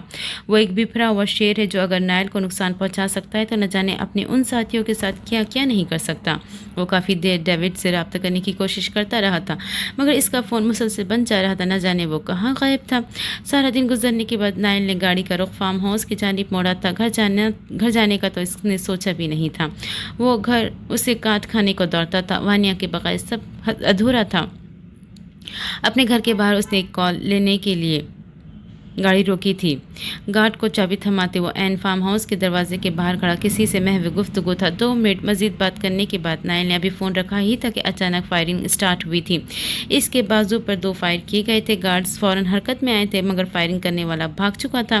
فائرنگ کی آواز سنتے ہی اسنیہا بھی بھاگ کر باہر آئی تھی۔ نائل اس کا بہتا خون دیکھ کر وہ چیخ اٹھی تھی، اندر جاؤ بیوقوف عورت! وہ اسے دیکھ کر دہاڑا تھا۔ نائل کا ارادہ اس شخص کے پیچھے جانے کا تھا، مگر اسنیہا کی آہ پکار نے اس کے قدم روک دیے تھے۔ وہ اسنیہا کو اکیلا چھوڑ کر نہیں جا سکتا تھا۔ کچھ دیر بعد ڈاکٹر کے آنے پر نائل کی مرہم پٹی کی گئی تھی۔ وہ تو گہری سوچ میں ڈوبا ہوا تھا۔ محسن کا آج اسے فائل دینا اور پھر یہ حملہ، وہ بھی اس کے گھر کے باہر، یہ کھلی دھمکی تھی۔ یعنی وہ جو بھی تھا اسے یہ جتانا چاہتا تھا کہ وہ اس کے گھر تک پہنچ چکا ہے۔ اس کے لاکھ محتاط رہنے کے باوجود بھی دشمن اس کے گھر تک پہنچ چکے۔ وہ لوگ اسنیہا کو بھی نقصان پہنچا سکتے تھے۔ نائل یہ جوس پی لو۔ اسنیہا نے جوس کا گلاس اس کے سامنے پیش کیا تھا۔ مجھے نہیں پینا، کہتے ساتھ ہی وہ بستر سے اٹھا تھا۔ کہاں جا رہے ہو؟ وہ ہکا بکا رہ گئی تھی۔ کام ہے ایک۔ وہ ایسے برتاؤ کر رہا تھا جیسے اسے گولیاں نہیں بلکہ ایک سوئی چبھی ہو۔ نائل تمہیں گولیاں لگی ہے؟ اسنیہا نے اسے یاد دلانا ضروری سمجھا تھا۔ پتہ ہے مجھے، پاؤں جوتے میں پہنتے اس نے لاپرواہی سے کہا تھا۔ سچ بتاؤ تم کون ہو؟ پچھلی دفعہ بھی وہ ایسے ہی اٹھ کھڑا ہوا تھا۔ اسنیہا کو کچھ کھٹکنے لگا تھا۔ میجر نائل افندی۔ جوتے پہننے کے بعد وہ اب ڈریسنگ ٹیبلز کے سامنے کھڑا بال برش کر رہا تھا۔ اچھا مذاق تھا۔ وہ ذرہ برابر متاثر نہیں ہوئی تھی۔ یہ جوک نہیں تھا۔ اس کی جانب پلٹے نائل نے خفگی سے کہا تھا، یہ جوک آف دا ایئر تھا۔ تم غنڈے ہو سکتے ہو، موالی ہو سکتے ہو، گینگسٹر ہو سکتے ہو، مگر میجر یہ سوال ہی نہیں ہوتا۔ اسنیہا کا لہجہ پر یقین تھا۔ نائل نے بمشکل صبر کے گھونٹ بھرے تھے۔ تم نہیں، آپ۔ نہایت سخت گوری کے ساتھ نائل نے اسے باور کروایا تھا۔ اچھا ٹھیک ہے، پلیز کہیں مت جائیے، کچھ دیر آرام کر لیجیے۔ لہجے میں مٹھاس گھولتے اسنیہا اس کے پاس آئی تھی۔ آرام کرنے کا وقت نہیں ہے میرے پاس۔ اس کے لہجے میں سرد مہری تھی۔ اچھا ٹھیک ہے، تو پھر یہ جوس پی لیجیے، اس کے بعد چلے جائیے گا۔ اسنیہا نے آنکھیں ٹپائے جوس کا گلاس اس کے سامنے کیا۔ پلیز میرے لیے۔ اس کی التجا پہ نائل نے ناگواری سے گلاس پکڑتے لبوں سے لگایا تھا۔ اس نے ایک ہی سانس میں جوس گلے کے اندر اتارتے خالی گلاس اسنیہا کو پکڑایا تھا۔ تھوڑی دیر میرے پاس رک جاؤ۔ اسنیہا نے اس کا ہاتھ تھامتے کہا تھا، بس آدھا گھنٹہ؟ مجھے بہت ڈر لگ رہا ہے، میرے سوتے ساتھ ہی چلے جانا۔ اچھا ٹھیک ہے، اس نے بنا کچھ سوچے سمجھے اس کی بات مان لی تھی۔ اسنیہا بستر پہ لیٹی تھی اور نائل بستر کی دوسری جانب لیٹ گیا تھا۔ اگلے 10 منٹ میں نائل پہ نیند غالب آئی تھی۔ اس کے سونے کا یقین کرتے اسنیہا اٹھ کر بیٹھی تھی۔ وہ اچھے سے جانتی تھی اس کے شوہر کبھی آرام نہیں کرے گا، جس وجہ سے اس نے ڈاکٹر سے اسے نیند کی دوا دینے کا کہا تھا۔ اسنیہا نے جوس کے گلاس میں 4 ہیوی ڈوز نیند کی گولیاں ڈال دی تھی تاکہ وہ سکون سے سو سکے۔ اسے ایک عجیب سا تجسس بھی تھا کہ آخر کیوں اس کے شوہر پر ہی قاتلانہ حملے ہوتے ہیں۔ کہیں نہ کہیں اسنیہا کو خوف تھا کہ وہ کسی غلط کام میں ملوث ہے۔ صبح اپنے انجام کا سوچتے اسنیہا کے گلے میں گلٹی ابھری تھی۔ نائل اس کا بہت برا حشر کرنے والا تھا، مگر اس نے خود کو تمام تر حالات کے لیے تیار کر رکھا تھا۔ اب اس پر کمبل درست کرتے اس کا نیند کا بھرپور فائدہ اٹھا کر اپنی نظروں کی پیاس بجھا رہی تھی۔ اسنیہا نے آہستگی سے اپنا دایاں ہاتھ اس کی گال پہ رکھا۔ اس کی شیف کی میٹھی چبھن محسوس کرتے اس کا چہرہ سرخ پڑا تھا۔ اپنے ہاتھ اس کی گال پر سے ہٹاتی وہ اپنے لبوں تک لے گئی تھی۔ اپنی انگلیوں کے پوروں کو چومتے اسنیہا نے بے اختیار منہ ہاتھوں میں چھپایا تھا۔ اس کے جاگتے ہی سب ناممکن تھا، پھر کچھ شرم و حیا کے تقاضے بھی تھے۔ کچھ دیر مزید گزرنے کے بعد اسنیہا ہمت کر کے اس کے مزید قریب آئی تھی۔ اب اس نے اپنا نرم ملائم ہاتھ نائل کے دل پر رکھا تھا۔ اسنیہا کو اپنا دل اس کے دل کے ساتھ دھڑکتا ہوا محسوس ہوا تھا۔ اس سے پہلے وہ اپنا ہاتھ ہٹاتی نائل نے سختی سے اس کا ہاتھ تھاما تھا۔ اسنیہا کے تو اوسان ہی قطع ہو گئے تھے۔ پلیز مت جاؤ۔ وہ آنکھیں بند کیے کچھ بڑبڑا رہا تھا، اس بات کا یقین کرتے کہ وہ غنودگی میں کچھ بول رہا ہے۔ اسنیہا اس کے مزید قریب ہوئی تھی۔ مت جاؤ، مجھے چھوڑ کر مت جاؤ۔ پہلے اسنیہا تھوڑی حیرت ہوئی تھی، پھر اچانک اس کے لبوں پہ دل فریب مسکراہٹ بکھری تھی۔ میں کہیں نہیں جا رہی۔ اسنیہا نے اس کے کان کے پاس سرگوشی کی تھی۔ صوفی پلیز مت جاؤ، مجھے چھوڑ کر مت جاؤ۔ اس کی زبان سے ادا ہونے والے اگلے الفاظ نے اسنیہا کو بالکل ساکت کر دیا تھا۔ وہ ایک جھٹکے سے اپنا ہاتھ چھڑواتی پیچھے ہٹی تھی۔ صوفی، اس کی آنکھ سے آنسو ٹوٹ کر گال پر گرا تھا۔ کیا کچھ برداشت نہیں کیا تھا اس نے، محض اس امید کے ساتھ کہ نائل صرف اس کا ہے، مگر وہ غلط تھی۔ اس کے دل پر تو کسی اور کا قبضہ تھا۔ بستر سے اٹھتے ہوئے ننگے پیر بالکنی کی جانب بھاگی تھی۔ سامنے پڑی کرسی سے اس کا پیر ٹکرایا تھا۔ وہ اوندے منہ زمین پر گری تھی، مگر اس نے اٹھنے کی کوشش نہیں کی تھی۔ کیوں میرے ساتھ، کیوں نائل، کیوں؟ وہ اپنی پوری قوت سے چلاتی ہچکیاں لے کر رو رہی تھی۔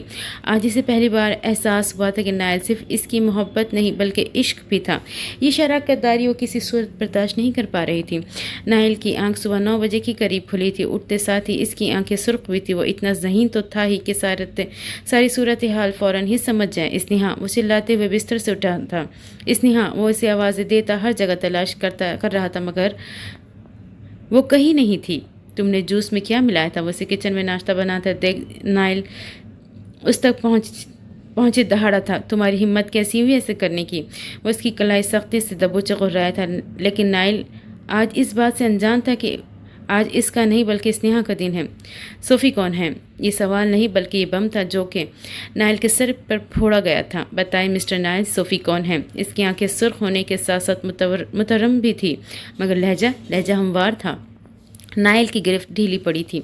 صوفی کون ہے نائل؟ اسے پیچھے کی طرف دھکیلتے وہ پوری قوت سے چلائی تھی۔ نائل اس کے سوال سے زیادہ اس کے انداز پر دنگ تھا۔ کون صوفی؟ یہ تم کیا کہہ رہی ہو؟ خود کو بروقت سنبھالتے نائل نے ہموار لہجے میں کہا تھا۔ اسے ہرگز اندازہ نہیں تھا کہ یہ سب اتنی جلدی کھل جائے گا۔ وہی صوفی جس کا ساری رات راگ الاپتے ہو۔ صوفی پلیز مجھے چھوڑ کر مت جاؤ، سب چلے گئے، تم مت جاؤ۔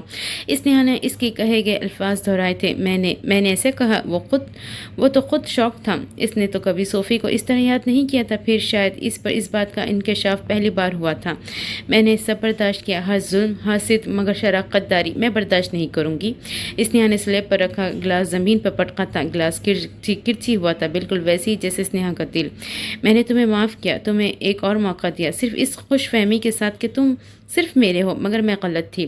تمہارے دل و دماغ پر کسی اور کا قبضہ ہے، یہ میری برداشت سے باہر ہے۔ وہ ہچکیوں سمیت رو دی تھی۔ اسنیہا میری بات سنو۔ معاملے کی سنگینی کو سمجھتے نائل نے حد درجے نرمی سے کہا تھا۔ کچھ نہیں سننا مجھے، کہا کمی رہ گئی تھی بتاؤ مجھے۔ میں نے تو ٹوٹ کر چاہا تمہیں، میری زندگی میں آنے والے پہلے مرد صرف اور صرف تم ہو۔ تم نے کیا کیا؟ मुझ पर एक दूसरी औरत को फौकियत दी। कौन है वो बेहया जिसने तुम्हें मुझसे छीन लिया? वो अपनी हवास खो बैठी थी। तमीज़ से बात करो। नाइल ने अपने लब भींचे तहम्मुल का भरपूर मुजाहरा किया। ओह, यानी अब वो ज़्यादा अहम है तुम्हारे लिए? हाँ, क्यों नहीं होगी? आखिर कर अनचाही तो मैं हूं ना। तुमने मुझसे निकाह महज मेरे डैड से इंतकाम लेने के लिए किया था ना। नाइल, मैं ये बर्दाश्त नहीं कर सकती। तुम एक काम करो, मुझे जान से मार दो। इसे गिरबान से पकड़े वो दीवानावार कह रही थी। मुझे मार दो नाइल, मुझे मार दो। उसके हाथ थामते स्नेहा ने अपनी गर्दन पर रखे थे। तुम पागल हो गई हो? नाइल ने इसे दूर धकेला था। जैसा तुम समझ रही हो वैसा कुछ भी नहीं है। नाइल ने सफाई देने की कोशिश की थी, मगर स्नेहा इस वक्त अपने होश व हवास में नहीं थी। मुझे नहीं जीना, मुझे नहीं जीना। सिसकियों के दौरान उसने चूल्हे के पास पड़ी छुरी उठाई थी। स्नेहा, नाइल ने आगे बढ़कर उसके हाथ से छुरी झपटी थी। होश में आओ, नाइल ने इसे झंझोड़ते हुए कहा था। इसे बिल्कुल अंदाज़ा नहीं था कि स्नेहा इसको लेकर इस कदर हसास होगी। मैं ये बर्दाश्त नहीं कर सकती नाइल। वो शिकस्त खोर हालत में इसके सीने से लगी थी। इसके गिर्द हिसार कायम करते नाइल मुसलसिल इसकी पुश सहला रहा था। क्यों किया तुमने मेरे साथ ये? स्नेहा के आंसू नाइल की छट भिगो रहे थे। मैंने कुछ नहीं किया स्नेहा, वो मेरा माजी थी, इससे ज़्यादा कुछ नहीं। इससे खुद से अल्लाह के नाइल अपना एक हाथ उसकी गाल पे रखा था। शायद उसे रिलैक्स करने की कोशिश कर रही थी। तुम मेरा हाल हो, बस यही हकीकत है। और सोफ़ी, उसका लहजे में नमी का उनसर अब भी वाज़ेह था। वो कहीं नहीं है। नाइल ने अपनी उंगलियों की पोरों से इसके आंसू पोंछे थे। तुम्हें उससे मोहब्बत थी? वो सिसकी थी। मैंने बहुत सालों पहले ही अपनी मोहब्बत को अपने हाथों से दफना दिया था। अपने हाथ से इसकी गाल सहलाते नाइल बहुत आहिस्तगी से गोया हुआ था। वो धोखेबाज थी। मुझे उस वक्त छोड़ कर गई थी जब मुझे उसकी ज़रूरत थी। वो बेबसी से हंसा था। स्नेहा ने बेयकीनी से उसकी जानिब देखा था। क्या इस जैसे शख्स को भी कोई धोखा दे सकता था? वो मर गई है स्नेहा। नाइल ने इससे कुछ नहीं छुपाया था। इस बात पर स्नेहा का दिल एक लम्हे के लिए धड़कना भूल गया था। हमारे दरमियान दोबारा इस मौजू पर बात नहीं होगी। अब की बार वो थके थके अंदाज में गोया हुआ था। तुम्हें मुझसे मोहब्बत है? चंद सानियों के बाद स्नेहा के किए गए सवाल से एक खामोशी का एक तवील वक्फा इन दोनों के दरमियान आया था। फिर गहरी सांस हवा में खारिज करते नाइल ने बोलना शुरू किया। मैं कोशिश कर रहा हूँ, ट्रस्ट मी। मैं इस रिश्ते को कबूल करने की भरपूर कोशिश कर रहा हूँ। स्नेहा का हाथ थामते नाइल ने इसे यकीन दहानी को करवाई थी। यानी तुम्हें मुझसे मोहब्बत नहीं है? इसकी आंखों के चिराग बुझ गए थे। वो कहते कहते रुका। तुम अगर ज़रा सी भी खूबसूरत दिखती तो इस बारे में सोचा जा सकता था। इस बात पर स्नेहा के माथे पे बल पड़े थे। कम अज़ कम वो इस किस्म की किसी बात की तवक्का नहीं कर रही थी। मेरा मतलब है, अगर तुम्हारा रंग थोड़ा सा साफ़ होता और तुम्हारे बाल अच्छे हैं, बिल्कुल नागिन की जुल्फ़ों जैसे, मगर अगर ये थोड़े से लंबे होते। नाइल, स्नेहा ने एहतजाज किया था। वज़न भी काफ़ी ज़्यादा है तुम्हारा। मुझे ना स्लिम स्मार्ट लड़कियाँ भाड़ में जाओ। वो गुस्से से उसे परे धकेलती वहाँ से गई थी। अब क्या कर दिया मैंने? नाइल ने पीछे से हाँक लगाई थी। इस दुनिया में ना सच्चे और खरे लोगों की कोई कदर ही नहीं। इसने सर झटकते मायूसी से कहा था। ये सच था कि वो आगे बढ़ने की कोशिश कर रहा था, मगर ये सब इतना आसान नहीं था। माजी की कुछ यादें कभी आपका पीछा नहीं छोड़ती। वो दीमक बनकर आपको खा तो जाती है, मगर आपसे जुदा नहीं होती। वानिया आज 2 दिन बाद यूनिवर्सिटी गई थी। हाय, अहमद पास बैठते खुशगवारियत से गोया हुई थी। इन 2 दिनों में अहमद ने वानिया का बहुत ख्याल रखा था। वो सुबह शाम उसके लिए बुके भेजता था और फ़ोन पर इसे मैसेज भी करता था। वानिया का नंबर मुलाजमा से ले चुका था। वो नहीं जानता था वो ये सब क्यों कर रहा है। शायद हमदर्दी में या फिर कुछ और था। वो कुछ महसूस कर रहा था, एक अजीब सा खिंचाव। तुमने मेरा इतना ख्याल रखा, उसके लिए तुम्हारी मशकूर हूँ। अब मैंने ऐसा भी कुछ नहीं किया। वो मध्यम सा मुस्कुराया था। मुझे इस वक्त वाकई किसी की सहारे की ज़रूरत थी और तुमने मेरा साथ देकर मुझ पर बहुत बड़ा एहसान किया है। दोस्ती में एहसान नाम की कोई चीज़ नहीं होती। वानिया इस बात पर चौंकी थी। मेरा नाम अहमद है। अहमद ने दोस्ती के लिए हाथ आगे बढ़ाया था। वानिया ने खुश दिली से हाथ थामा था। वैसे मोमिन मर्द किसी नामहरम का हाथ नहीं थामते। इस बात पर अहमद का रंग एक लम्हे के लिए फ़र्क पड़ा था। इसने करंट खाकर वानिया का हाथ छोड़ा था। वो दिल खोलकर हंसी थी। रिलैक्स में मोमिन औरत नहीं हो तो इतना तो चलता है। वो इसकी बौखलाहट से वानिया को अच्छा खासा महसूस हुई थी। मैं चलता हूँ। अपना बैग उठाए वो फुर्ती से उठा था। अरे मगर कहाँ? वानिया भी फ़ौरन उठ खड़ी हुई। ज़रूरी काम है। इसने नज़र चुराई थी। ठीक है, मगर एक शर्त पर जाने दूंगी तुम्हें। अहमद ने सवालिया निगाहों से उसे देखा था। तुम्हें आज शाम मेरे साथ एक कप कॉफ़ी पीनी पड़ेगी। मैं इनकार हरगिज़ नहीं सुनूंगी। ये शुक्रिया अदा करने का एक तरीका था। ठीक है, हामी भरते वो उजलत से वहाँ से गया था। वानिया इसकी पुष्ट देखे मुस्करा दी थी।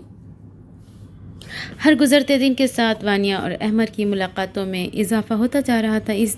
اس دونوں کی دوستی گہری سے گہری ہوتی جا رہی تھی۔ وانیا جس سرکل سے تعلق رکھتی تھی، اس سرکل میں لڑکا اور لڑکی کی دوستی کو بالکل معیوب نہیں سمجھا جاتا تھا۔ اس کا فرینڈ سرکل بہت محدود تھا، جس کی اہم وجہ اس کی دماغی حالت اور نائل کا حد سے زیادہ حساس پن تھا۔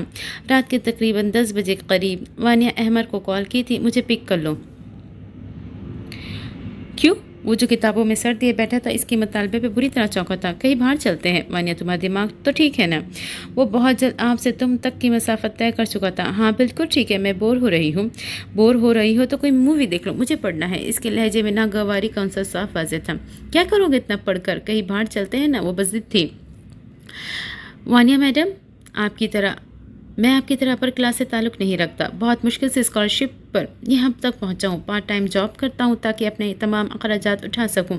وہ کلکتہ میں میری ماں مجھ سے بہت آس لگائے بیٹھی ہے، تو برائے مہربانی مجھے پڑھنے دے۔ اس نے کھٹاک سے فون بند کر دیا۔ وانیا کا تو منہ ہی کھل گیا تھا۔ تم بدتمیز انڈین کہیں کا۔ وانیا نے غصے سے فون کو پرے دھکیلا تھا۔ بہت بار رابطہ کرنے کے بعد بالآخر ڈیوڈ نے نائل کا فون اٹھا ہی لیا تھا۔ لگتا ہے صالح صاحب کو بہنوئی کی یاد کچھ زیادہ ہی ستا رہی تھی۔ اس کا لہجہ حد سے زیادہ شوق تھا۔ کہاں غائب ہو تم؟ نائل نے دانت کچلاتے ہوئے پوچھا تھا۔ بہت مصروفیت ہے صالح صاحب، اب آپ کو کیا بتاؤں؟ ڈیوڈ نے لاپرواہی سے کہا۔ اچھی طرح جانتا ہوں تمہاری مصروفیت کو، اور یہ بھی کہ پرسوں جو بیرون ممالک سے لاکھوں کی تعداد میں اسمگلنگ ہوئی ہے، اس کے پیچھے تمہارا ہاتھ ہے۔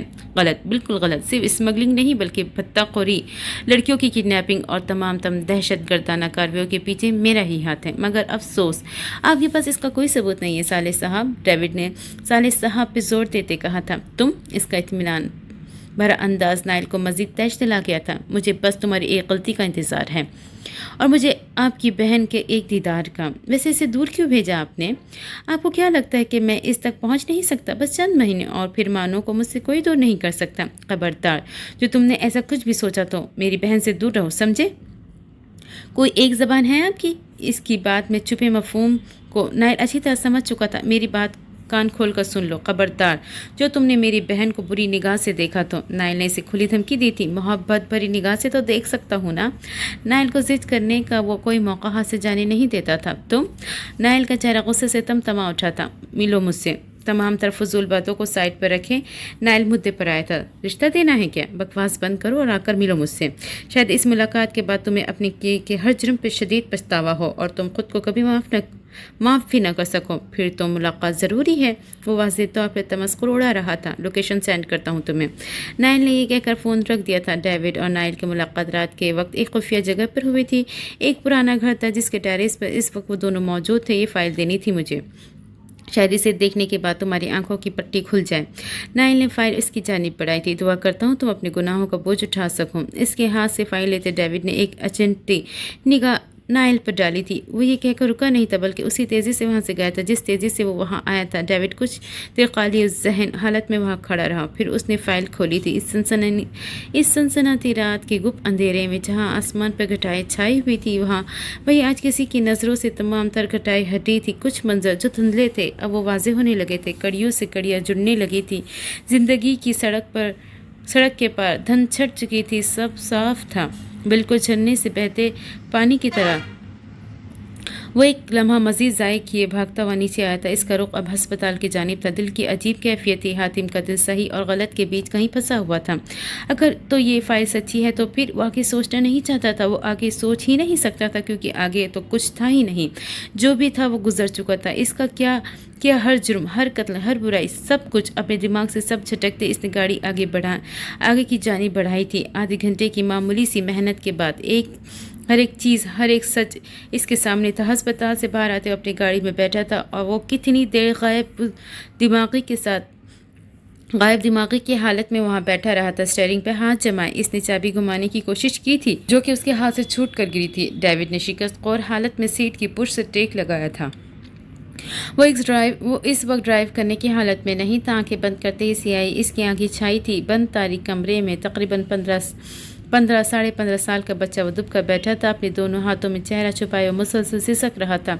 इतने में दरवाज़ा खुलने की आवाज़ आई थी। एक अजीब तर्ज का सफ़ेद लिबास पहने वो शख्स अंदर दाखिल हुआ था, जो कि तकरीबन एक हफ्ते से रोज़ वहाँ आ रहा था। हातिम ने अपनी ज़िंदगी में पहली बार किसी को इस किस्म का लिबास पहने देखा था। वो ईसाइयों का मखसूस लिबास था और वो शख्स पादरी था। कैसे हो डेविड? इसके पास बैठते इस शख्स ने शफकत से अपना हाथ इसके सर पर फेरा था। मेरा नाम हातिम है, डेविड नहीं। वो पीछे की तरफ खिसकते चीख उठा था, तुम डेविड हो और मुस्तकबिल के ब्लैक मॉन्स्टर। उस शख्स के लहजे में अब भी वही मिठास थी। मुझे नहीं बनना कोई ब्लैक मॉन्स्टर, मुझे जाने दो, प्लीज़ मुझे जाने दो। वो बेबसी से चीख उठा था। इस पादरी ने नज़र उठाकर उसकी जानिब देखा था। दुबला पतला नौजवान लड़का, जिसकी जिस्म के हर हिस्से पे कोई ना कोई निशान ज़रूर था, लेकिन इस सब के बाद भी इसमें कोई बात ज़रूर थी कि जो वो अब तक ज़िंदा था। तो मुझे भूखे लग रहे हो, कुछ खाओगे? इस बात पर हातिम की आंखों के साथ साथ इसकी भूख भी चमक उठी थी। वो 2 दिन से भूखा था, इसे जानकर भूखा रखा गया था।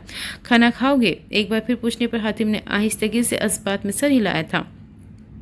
इस शख्स के चेहरे पे मानी क़ैस मुस्कुराहट नमूदार हुई थी। इसने इशारे से दरवाजे के पास खड़े गार्ड को बुलाया था। थोड़ी देर में वो एक ढकी हुई ट्रे और बॉक्स लेकर अंदर दाखिल हुआ था। दुनिया में कोई भी चीज़ ऐसे ही नहीं मिल जाती। अगर तुम्हें खाना चाहिए तो तुम्हें मेरा एक काम करना होगा। इस शख्स ने ट्रे पर से ढक्कन हटाया था। कैसा काम? अपने सामने इतने सारे लवाजमात देखकर हातिम को शिद्दत से भूख का एहसास हुआ था। इस बॉक्स में एक बिल्ली है और ये चाकू है, इसे मार दो और खाना हासिल कर लो। इस बात पर हातिम की सांस सूख गई थी। वो ये करने के बारे में सोच भी नहीं सकता था। मैं ये नहीं करूँगा, किसी कीमत पर भी नहीं। तुम्हारी मर्जी है, लेकिन ये एक बात याद रखना, अगर तुम ये नहीं करोगे तो अगले हफ्ते तक तुम्हें खाना नहीं मिलेगा, और अगर तुम ये करोगे तुम्हें रोज़ खाना मिलेगा। वो लोग तो 30-30 साल के मर्द को अपने सामने घुटने टेकने पे मजबूर कर देते थे। ये तो फिर एक बच्चा था। हातिम गहरी सोच में पड़ गया। खुद को बचाने के लिए किसी को मारना गलत नहीं है, अपनी ज़रूरत के लिए किसी को मारना बिल्कुल जायज़ है। तुम कुछ गलत नहीं करोगे। वो लोग काफ़ी अरसे तक इसका ब्रेन वॉश कर रहे थे, इसे एक दरिंदा बनाने के जतन कर रहे थे, और वो अच्छे से जानते थे कि वो बहुत जल्द इसमें कामयाब भी हो जाएंगे। हातिम कुछ देर अजीब नज़रों से इस बॉक्स और खाने की ट्रे को देखता रहा, और फिर हिम्मत करता बामुश्किल उठ खड़ा हुआ। इसने कपकपाते हाथों से वो बॉक्स खोला था। इस बॉक्स में एक बहुत खूबसूरत सी पर्शियन सफ़ेद बिल्ली का बच्चा था। वो करंट खाकर पीछे हटा था। ये तो बहुत छोटा सा है, वो सिसका था। बिल्कुल नहीं डेविड, ये तुम्हारा दुश्मन है, दुश्मन जिसकी वजह से तुम भूखे हो। मार दो इसे और अपनी खुराक हासिल कर लो। नहीं नहीं, वो मुसलसल रोते हुए सर नफ़ी में हिला रहा था। मार दो इसे, मार दो। बार एक ही आवाज़ इसके कानों में गूंज रही थी। इसने एक नज़र इस मासूम बिल्ली के बच्चे की तरफ देखा, जिसकी ग्रे आंखों में सिर्फ मासूमियत ही थी, और दूसरी नज़र इस खाने को जहाँ खाने की खुशबू इसके नथनों से टकरा रही थी। वही इस बच्चे की मियाँ मियाँ की आवाज़ इसे बराबर सुनाई दे रही थी। एक लम्हा लगा था इसे फैसला करने में। इंसानियत और दरिंदगी में से इसने दरिंदगी को चुना था। हातिम ने कपकपाते हाथों से छुरी उठाई थी। आंखें बंद किए वो छुरी उस बिल्ली के बच्चे के करीब ले गया था। अगले लम्हे इसके कपड़ों और चेहरे पर खून के छिटे थे। यह हातिम की ज़िंदगी का पहला कत्ल था। वो एक बिल्ली का कत्ल नहीं था, वो मासूमियत का कत्ल था, और वो हातिम का कत्ल था, और डेविड की पैदाइश। वो एक झटके से सीधा होकर बैठा था। कुछ देर चाबी टटोलने के बाद डेविड ने सुर्ख आंखों के साथ गाड़ी आगे दौड़ाई थी। वानिया अहमद की दोस्ती को तकरीबन महीना होने को आया था। हर गुजरते दिन के साथ ये दोस्ती गहरी से गहरी होती जा रही थी। अब भी इसने अहमद को किसी फ़ोटोशूट के लिए एक जगह बुलाया था। अहमद बहुत अच्छा फ़ोटोग्राफर था, मगर इसकी फ़ोटोग्राफी की एक ख़ास बात थी कि वो सिर्फ उन्हीं चीज़ों की तस्वीरें लेता था जो कि इसे खूबसूरत लगती थी। वो ज़्यादातर कुदरत के हसीन मनाजिर को अपने कमरे में मुक़य्यद करता था। काफ़ी देर वानिया का इंतज़ार करने के बाद इसने अब झुंझलाते हुए फ़ोन मिलाया था। कहाँ पर हो तुम, और मुझे यहाँ क्यों बुलाया है? यहाँ खूबसूरती नाम की कोई चीज़ नहीं है। एक ऊंचे मकाम पर सूरज ग़ुरूब होने के दिलनशी मंजर भी उसे मुतासिर नहीं कर सका था। अपने पीछे देखो। फ़ोन से निस्वानी आवाज़ सुनते ही बेख्तियार पलटा था। आसमान में उड़ते परिंदे की परवाज़ रुक गई थी। तेज़ हवा के तेज़ झोंकों ने अपना रुख मोड़ा था। किसी की नज़रें थमी थी, कोई साकित हुआ था। अहमद था, जो अपने सामने वानिया को देखकर बिल्कुल मसमराइज हुआ था। हल्के जामनी रंग की खूबसूरत मगर सादा सी मैक्सी पहने वो मुस्कुरा कर उसकी जानिब आ रही थी। इसके बढ़ते हर कदम अहमद के दिल की धड़कन बेकाबू हो जाती थी। अहमद की कैफियत इसका बेपनाह हुस्न देखकर नहीं, बल्कि कुछ और था। इसने جس نے اسے چاروں خانے چت کر دیا تھا، وانیہ کا حجاب، سفید اور جامنی رنگ کے امتزاج کا وہ خوبصورت حجاب۔ اب تو لوگے نا میری تصویر۔ اس تک پہنچتے وہ چیلنجنگ انداز میں گویا ہوئی تھی۔ احمد نے مسکرا کر اس کا خوبصورت سراپا اپنے کیمرے میں قید کیا تھا۔ وانیہ نے کئی بار اس سے اپنی تصویر کھینچنے کی فرمائش کا اظہار کیا تھا، مگر احمد ہمیشہ ہی انکار کیا تھا۔ اس کے بقول وہ صرف خوبصورتی کو ہی اپنے کیمرے میں قید کرتا ہے۔ اور وانیہ اسے کبھی خوبصورت نہیں لگی تھی، مگر آج وہ اسے نہ صرف حسین لگی تھی بلکہ بری طرح اپنا دل بھی ہار بیٹھا تھا۔ مجھے تم سے کہنا ہے، اس نے ہمت کرتے اپنے دل کی بات کہنے کا فیصلہ کیا تھا۔ کہو۔ سورج کے نارنجی رنگ میں کھوتے وانیہ نے خوش دلی سے اجازت دی تھی۔ تمہیں محبت پہ یقین ہے؟ انگلیوں کو آپس میں مس کیے اس نے اپنی گھبراہٹ پہ قابو پایا تھا۔ ہاں ہے۔ اس کسی کے نقوش کو آنکھوں کے پردے پہ تصور کرتے مسکراتے ہوئے کہا تھا۔ تمہیں پتہ ہے احمد، اس کی شاعری مجھے بہت اچھی لگتی ہے، کبھی کبھی اس کا ڈانٹنا بھی، اس کے تحائف بھی۔ احمد کے دل کو کچھ ابھا تھا، ایسے جیسے کسی نے اسے مٹھی میں جکڑا ہو۔ اسے ہرگز اندازہ نہیں تھا کہ وانیہ کی زندگی میں کوئی ہوگا۔ تمہیں پتہ ہے میں اسے بدگمان ضرور ہوئی تھی، مگر میری محبت اس کے لیے کم نہیں ہوئی۔ اس غروب ہوتے سورج کے سامنے آج میں اعتراف کرتی ہوں، مجھے شاہین سے بے انتہا محبت ہے، مجھے اپنے شوہر سے بہت محبت ہے۔ وہ دلکشی سے مسکرائی تھی، اس بات سے انجان کہ وہ کسی معصوم کا دل بری طرح توڑ چکی ہے۔ شاہین، تم شادی شدہ ہو؟ احمد کو اپنی آواز کسی کھائی سے آتی سنائی دی تھی۔ ہاں، میں کسی کی منکوہا ہوں، اور تمہیں پتہ ہے میں نے اپنی زندگی میں کبھی اس شخص کی حقیقت نے نہیں دیکھا، مگر میں نے اسے تصور کیا ہے۔ وہ بہت اچھا ہے، بہت زیادہ۔ احمد کے لیے اب ایک قدم بھی وہاں رکنا مشکل ہو گیا تھا۔ مجھے کام ہے، بعد میں ملتے ہیں۔ ایک لمحہ ضائع کیے بغیر وہ تقریباً بھاگتا ہوا وہاں سے گیا تھا۔ وانیہ نے اسے آوازیں دی تھی، مگر وہ نہیں رکا۔ رکنا ممکن ہی نہیں تھا۔ اب پیچھے مڑ کر دیکھنے کا تو سوال ہی پیدا نہیں ہوتا۔ اس کا دل ٹوٹا تھا، اس کی پہلی محبت نے اس کا دل بری طرح توڑا تھا۔ اب یہاں اس کا کچھ نہیں بچا تھا، سب ختم ہو گیا تھا۔ اقرار سے پہلے ہی انکار کا تیر اس کے دل میں پیوست کر دیا گیا تھا۔ بس یہیں تک تھا وانیہ اور احمد کا ساتھ۔ وانیہ کو احمد پہ شدید غصہ تھا، کیونکہ وہ اسے اکیلا چھوڑ کر چلا گیا تھا۔ گھر آتے ہی اس نے نوچ کر اپنا حجاب اتارا تھا، کپڑے تبدیل کیے تھے، اس نے رول کیے بستر پہ پٹکے تھے۔ اب وہ منہ بنا کر بیک گراؤنڈ سے ٹیک لگا کر بیٹھی تھی۔ تقریباً 1 گھنٹے کے بعد اسے احمد کا ایک لمبا چوڑا وائس نوٹ آیا تھا۔ پہل تو وانیہ نے اسے پڑھے بغیر ہی ڈیلیٹ کرنے کا فیصلہ کیا تھا، مگر پھر اس نے منہ بسورے اسے کھول ہی لیا تھا۔ آئی ایم سوری وانیہ، مجھے تمہیں اس طرح چھوڑ کر نہیں جانا چاہیے تھا، مگر میں مجبور تھا۔ میرے گھر ایک ایمرجنسی ہو گئی ہے، جس کی وجہ سے میں واپس جا رہا ہوں، اور اب کبھی واپس نہیں آؤں گا، لیکن ہم دوست ہیں اور ہمیشہ رہیں گے۔ تمہیں اگر زندگی میں کبھی بھی میری ضرورت پڑے تو مجھے بس ایک کال کر لینا، میں آ جاؤں گا۔ الوداع وانیہ۔ وہ کچھ دیر شوق کی کیفیت میں بیٹھی رہی تھی، پھر اچانک ہی اس کی بائیں آنکھ سے ایک موتی گرا تھا۔ احمد اس کے ساتھ ایسا کرے گا یہ اس نے کبھی سوچا بھی نہیں تھا۔ وہ تو اسے اپنا دوست مانتی تھی، اور اس نے کیا کیا، اسے اس طرح اکیلا چھوڑ کر چلا گیا۔ کچھ دیر آنسو بہانے کے بعد وہ اپنے کمرے سے باہر آئی۔ دل کی عجیب سی کیفیت تھی، وہ بہت اکیلا پن محسوس کر رہی تھی۔ وانیہ نے پہلے نائل کو کال کرنے کا سوچا تھا، مگر اس کی انا آڑے آ گئی، لہٰذا اپنا رخ ماہم کی کمرے کی جانب کیا۔ دروازہ نوک کرتے ساتھ ہی ماہم نے اسے اندر آنے کی اجازت دی تھی۔ آپ کہیں جا رہی ہیں پھپھو؟ اس نے اسے اپنے بال اسٹریٹ کرتے دیکھ وانیہ نے استفسار کیا۔ ہاں، ضروری کام ہے۔ آئینے میں خود کو دیکھتے اس نے سرسری سے انداز میں کہا تھا۔ بلا شبہ وہ بہت حسین تھی۔ ماہم کی عمر لگ بھگ 40 سے 42 سال کے درمیان تھی، اور نائل اور اس کی عمر میں چند سالوں کا ہی فرق تھا، مگر پھر بھی اسے ماں جیسی عزت ہی دیتا تھا۔ آپ کچھ دیر میرے پاس نہیں رک سکتی؟ وانیہ نے ایک آس سے کہا تھا۔ ضروری کام نہ ہوتا تو میں ضرور رک جاتی۔ ماہم نے عجلت بھرے انداز میں اپنا بیگ اٹھایا تھا۔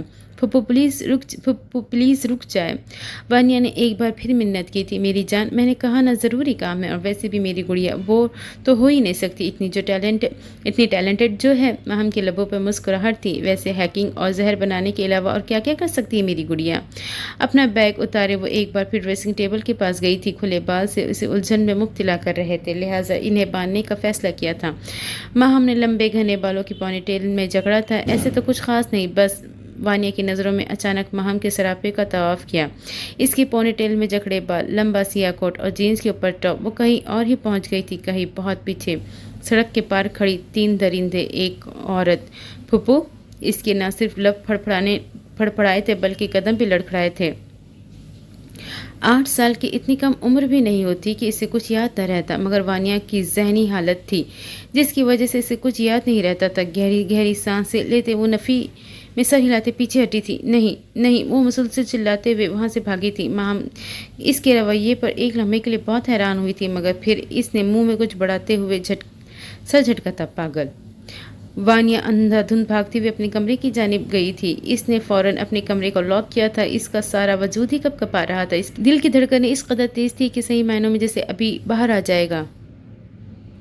वो इतनी बेवकूफ़ नहीं थी कि कुछ समझ ना सके। वो आज सब कुछ समझ गई थी। माहम को ना पहचानने की वजह इसका हुलिया था। और फिर कुछ अद्वियात का असर। जहर कैसे बनाती हो तुम? किस केमिकल का इस्तेमाल करती हो? हैकिंग के लिए कौन सा प्रोग्राम इस्तेमाल करती हो? वानिया के जहन में इसकी किए गए सवाल गर्दिश करने लगे थे। अपने हाथों से अपना सर थामते हुए बिस्तर पर बैठी थी। इसे आज शिद्दत से अपनी बेवकूफ़ी का एहसास हो रहा था। इसने माहम की बातों में आकर नाइल को खुद से बदगुमान कर दिया था। ये मैंने क्या कर दिया? इसकी आंखें अश्क बहा रही थी। नाइल पर वानिया का राज अफशा होने के बाद वो अपने कमरे में बैठी मुसलसल रो रही थी। जब माहम इसके कमरे में दाखिल हुई थी, फुप्पू ट्रस्ट में मैंने कोई दवाइयाँ तब्दील नहीं की थी। मुझे किसी रिपोर्ट्स के बारे में कुछ नहीं पता।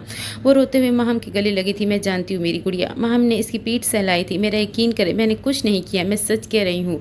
रात को वो आवाज़ें, मुझे बहुत तकलीफ होती है फुप्पू, बहुत ज़्यादा। मेरा यकीन करे, इससे अलग होते हुए रोते हुए अपनी बेगुनाही का यकीन दिला रही थी। मुझे तुम पर पूरा यकीन है वानिया, मगर नाइल का तुम पर एतबार नहीं है। माहम ने कदर अफसरदगी से कहा था। मैं क्या करूँ फुप्पू, मैं इन्हें कैसे यकीन दिलाऊं? वो रोते हुए मुसलसल सिसक रही थी। तुम जो मर्जी कर लो, वो तुम्हारा एतबार नहीं करेगा। वो तो तुमसे हमेशा ही बेजार रहता है, ऐसे जैसे जान छुड़ाना चाहता हूँ। और देखो, आज तुमने इसे बहाना भी दे आज तो उसे बहाना भी मिल गया। अपनी चाशनी ज़बान से वानिया के दिमाग में नाइल के खिलाफ जहर उंडेल रही थी। ये आप क्या कह रही है पप्पू? भाई ऐसे नहीं है। अपने भाई के शान में गुस्ताखी वो किसी सूरत बर्दाश्त नहीं कर सकती थी। बैठो यहाँ पर। माँ हमने इसे बिस्तर पर बिठाया था। नाइल तुमसे बहुत मोहब्बत करता है, मगर देखो ना, एक वक्त ऐसा ज़रूर आता है कि जब इंसान थक जाता है। तुम्हें नहीं लगता कि तुम इसकी खुशियों में रुकावट हो? इसने अभी तक शादी नहीं की, सिर्फ तुम्हारी वजह से। क्या इसके साथ ज्यादती नहीं है? मेरी वजह से? वो शौक थी। हाँ, तुम्हारी वजह से। वो नहीं चाहता कि शादी करके इसका ध्यान बढ़ जाए। वो सिर्फ तुम पर तवज्जो देना चाहता है। वानिया के अंदर बहुत कुछ टूटा था। इसका भाई इसके लिए इतनी बड़ी कुर्बानी दे रहा था और इसे खबर तक नहीं थी। तुम्हें पता है नाइल ने मुझसे कल क्या कहा? वानिया ने सवालिया नज़रों से माहम की जानिब देखा था। उसने कहा था कि उसकी बर्दाश्त अब ख़त्म हो गई है। वो तुम्हें पागल खाने में दाखिल करवाना चाहता है। वानिया की सांस पल में सूखी थी। इसे अपने कानों में साई साई की आवाज़ें सुनाई देने लगी थी। इसका भाई, इस पर जान छिड़कने वाला भाई ऐसे कैसे कह सकता है? भाई ऐसे कैसे कह सकते? गले में फंसी फंसी से आवाज़ें, आंखों में बेयकीनी दर आई थी। वानिया इसे बहुत कुछ समझाया। वानिया मैंने इसे बहुत समझाया, मगर वो मानने को तैयार ही नहीं है। वो कभी इस बात पर यकीन न करती अगर इसे बताने वाली इसकी माँ जैसी फुप्पू ना होती। मैं पागल नहीं हूँ फुप्पू, मैं पागल खाने नहीं जाऊँगी। वो तड़प उठी थी। मैं क्या कह सकती हूँ वानिया, ये नाइल का फैसला है। नहीं फुप्पू, प्लीज़ कुछ करे, भाई को समझाए। वो बहुत बुरी तरह डर गई। इसका एक ही हल है। क्या? वो फ़ौरन बोली थी। तुम कबूल कर लो कि तुम्हें कभी कोई अटैक नहीं हुआ। नाइल को अभी सिर्फ शक है और तुम इसका शक यकीन में बदल दो। मुझसे थोड़ी सी बदतमीज़ी भी करनी होगी तुम्हें। उस दिन के बाद हम दोनों लंदन चले जाएंगे। कुछ अरसे बाद नाइल का गुस्सा जब ठंडा होगा तो वो तुम्हें खुद ही बुला लेगा। वो हद से ज़्यादा शातिर और चालाक थी। मैं झूठ बोलूँ फुप्पू? इसमें कोई हर्ज नहीं। लंदन जाना पागल खाने जाने से कई गुना ज़्यादा बेहतर है। वानिया एक लम्हे के लिए सोच में पड़ गई। इसे माहम की बात बुरी नहीं लगी थी। ये मैंने क्या कर दिया? अपनी बेवकूफ़ी को याद करते वानिया ने अपने बाल नोचे थे। इसका मतलब वो आवाज़ भी फुप्पू की ही थी और मैं कभी पागल थी ही नहीं। मुझे पागल किया गया है। इतने सारे इंकशाफात ने इसके सोचने समझने की सलाहियत सल्ब कर दी थी। कुछ देर अपनी किस्मत पर अश्क बहाने के बाद इसने फुर्ती से फ़ोन उठाया था। इसे नाइल को कॉल करके सब कुछ बताना था, मगर हाथों में इस कदर लर्जिश थी कि फ़ोन छूटकर इसके हाथ से गिरा था। फ़ोन गिरते साथ ही छन की आवाज़ से इसकी स्क्रीन टूटी थी। वानिया ने झुककर फ़ोन को उठाया था, मगर सब बेसूद, वो चल नहीं रहा था। डेविड ने फ़ोन करके नाइल को मिलने के लिए बुलाया था। नाइल कुछ हद तक खुश भी था और कुछ खदशात ने इसे घेरा हुआ था। न जाने डेविड को क्या पता चला था और आज वो किस तरह से रिएक्ट करेगा। वो दोनों रात की तारीकी में एक बार फिर एक सुनसान जगह पर मिले थे, जहाँ दूर दूर तक कोई इंसान तो दूर बल्कि जानवर तक नहीं था। नाइल अपनी गाड़ी रोके बाहर निकला था। डेविड पहले ही से खड़ा इसका इंतज़ार कर रहा था। नाइल को देखते बगैर कुछ समझने का मौका दिए तेज़ी से आगे बढ़कर इसके गले लगा था। नाइल हक्का बक्का रह गया था। इसकी तवक्कात से बिल्कुल बरअक्स था। नाइल भाई, इसके लहजे में नमी घुली थी। मैं आपसे माफ़ी मांगने की काबिल भी नहीं रहा। इससे अलग होते डेविड ने نظریں جھکائی شرمندگی سے کہا تھا، مجھے سمجھ نہیں آ رہا میں کس منہ سے معافی مانگوں۔ وہ نظریں اپنے جوتوں پہ گاڑے مسلسل اپنے ہونٹ کو چل رہا تھا۔ نائل تو شجدہ تھا کہ یہ سب اتنا آسان تھا، کیا اتنی آسانی سے ڈیوڈ کو سب پتہ چل گیا تھا؟ اور تو اور اس نے یقین بھی کر لیا۔ میں سب ٹھیک کرنا چاہتا ہوں نائل بھائی، کیا یہ ممکن ہے؟ بتائیں نائل بھائی، کیا میں واپس لوٹ سکتا ہوں؟ میں نے تو اپنا مذہب تک چھوڑ دیا، مجھے لگا تھا کہ یہ حق نہیں ہے، مجھے لگا کہ بائبل مقدس ہی حق میں ہے، مجھے ایسا کرنے پہ مجبور کیا گیا تھا، مجھے اسلام سے منتشر کیا گیا تھا، لیکن اب میں سمجھ گیا ہوں، میری آنکھوں پر بندی پٹی اب کھل چکی ہے، میں لوٹنا چاہتا ہوں۔ بتائیں نائل بھائی، کیا یہ مذہب مجھے دوبارہ قبول کرے گا؟ نائل کچھ لمحے بے یقینی سے اسے دیکھتا رہا، پھر اس نے گہری سانس ہوا میں تحلیل کرتے ڈیوڈ کے کندھے پہ ہاتھ رکھا تھا۔ اللہ بہت غفور الرحیم ہے، وہ تمہیں ضرور معاف کرے گا انشاءاللہ۔ نائل مدھم سا مسکرایا تھا، میں آپ کی اور ISI کی پوری مدد کرنے کو تیار ہوں۔ وہ سانس لینے کو رکا تھا۔ نائل نے سوالیہ نگاہیں اس کے چہرے پر مرکوز کی تھی۔ پہلے میں اسلام قبول کرنا چاہتا ہوں۔ نائل کو سچے دل سے خوشی ہوئی تھی۔ میری خواہش ہے کہ کل جمعے کے وقت ہم اس شہر کی سب سے بڑی مسجد میں جائیں اور میں امام مسجد کے ہاتھوں اسلام قبول کروں۔ نائل اس کی فرمائش میں ایک لمحے کے لیے ضرور چونکا تھا، مگر پھر اس نے رضامندی دے دی تھی۔ وانیا ساری رات شوق کی کیفیت میں رہی تھی۔ جو بھی ہوا اس پر یقین کرنا بے حد مشکل تھا۔ اس نے سارا کمرہ چھان مارا تھا، مگر اس کا پاسپورٹ ویزا کچھ بھی موجود نہیں تھا۔ یقیناً اس کے پیچھے ماہم کا ہاتھ تھا۔ وہ اسے نائل سے دور لندن لائی تھے، مگر کیوں؟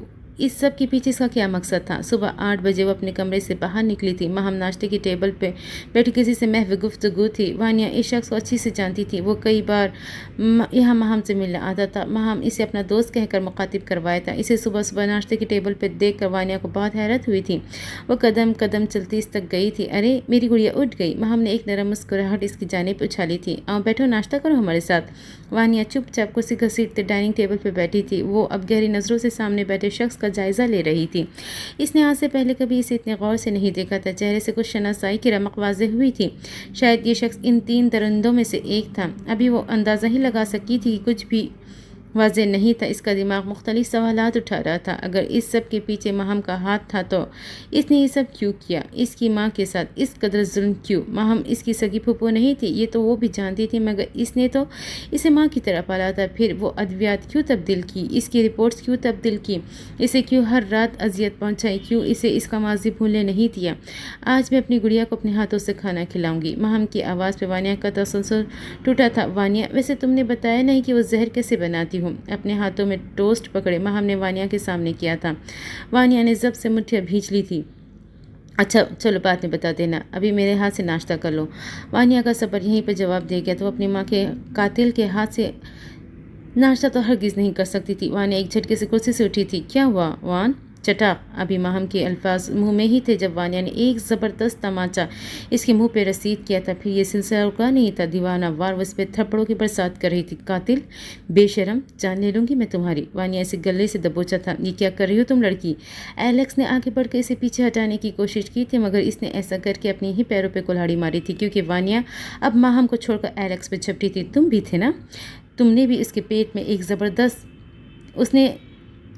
اس کے پیٹ میں ایک زبردست گھسا مارا تھا۔ دماغ خراب مت کرو پاگل لڑکی! ایلیکس نے غصے سے اس کے دونوں ہاتھ اپنے گرفت میں لیے تھے، جبکہ ماہم ابھی اپنا گلا پکڑے بری طرح کھانس رہی تھی۔ پاگل کسے کہا تم نے؟ تم بےغیرتوں نے مجھے پاگل یا مجھے غلط دوائی دی؟ مجھے سب جان گئی ہوں میں، سب کچھ۔ ایلیکس اور ماہم ایک دوسرے کی جانب دیکھا تھا۔ میری ماں کے قاتل ہو تم لوگ! اتنے سالوں تک مجھے بیوقوف بناتی آئے ہو، میں چھوڑوں گی نہیں تمہیں۔ وہ ایلیکس کی گرفت میں بری طرح مچلی تھی۔ وانیا کا بس چلتا تو ماہم کو زمین میں گاڑ دیتی۔ ایلیکس! ماہم نے اسے اشارہ کیا تھا۔ اس کا اشارہ سمجھتے ایلیکس نے وانیا کی گردن پہ ہاتھ رکھ کے مخصوص نس دبائی تھی اور اگلے ہی لمحے وہ ہوش و حواس سے بیگانہ ہو گئی تھی۔ تقریباً 2 گھنٹے بعد وانیا کو ہوش آیا تھا۔ اس نے اپنا آپ کمرے کے فرش پہ گرا پایا تو وہ بمشکل اٹھ کر بیٹھی تھی۔ ابھی اس نے کھڑے ہونے کی کوشش ہی کی تھی کہ اسے اپنا وجود کھینچتا ہوا محسوس ہوا تھا۔ اس کی نظروں سے اپنے پیروں تک کا سفر کیا۔ وہاں بیڑی بندھی ہوئی تھی۔ وانیا نے اپنے ہاتھ وہاں لے جانے کی کوشش کی تھی، مگر اس کے دونوں ہاتھ بھی بندھے ہوئے تھے۔ خوش آمدید گڑیا، ایک نئی زندگی مبارک ہو! اس کے کانوں سے نسوانی آواز ٹکرائی تھی۔ وانیا اس کی آواز کی پیروی کرتے سامنے دیکھا۔ منظر دھندلا تھا، مگر ہیل کے ٹک टक की आवाज़ वाज़ेह सुनाई दे रही थी। इस शख्सियत के करीब आते मंजर भी बिल्कुल साफ हुआ था। वो माहम थी, लंबे कोट की जेबों में हाथ डाले, बालों को पॉनी टेल में जकड़े, होठों पे गहरी लाल लिपस्टिक लगाए। इसे देखते ही वानिया का खून खौलने लगा था। इसने उठने की कोशिश की थी मगर सब बेसूद।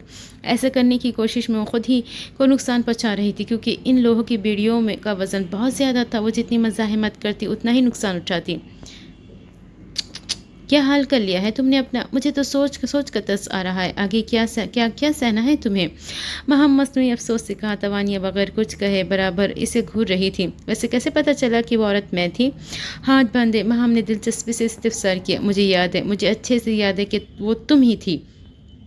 वानिया ने एक एक लफ्ज़ चबा कर अदा किया। और तुम जानती हो तुम्हें ये सब क्यों याद है? महम 2 कदम चलती इसके करीब आई थी। इसने अब नफरत से वानिया के बाल नोचे थे। वो कराह उठी थी।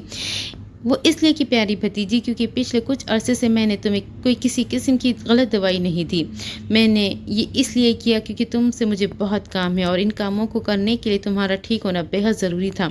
माँ हमने एक झटके से इसके बाल छोड़े थे। वानिया का सर बेड से टकराया था। इसके सर से खून की एक लकीर नमूदार हुई थी। माँ हमने इसका सर पकड़े इसके माथे पे बेदर्दी से टिश्यू रगड़ा था। अभी किसी किस्म का अटैक मैं अफोर्ड नहीं कर सकती। हमने वो टिश्यू दूर डस्टबिन में फेंका था। मुझसे क्या चाहती हूँ? वानिया लब भींचे चिल्लाई थी। बहुत काम है, वक्त आने पर पता चल जाएगा। महम के लबों पे माने क़ैज़ मुस्कुराहट नमूदार हुई थी।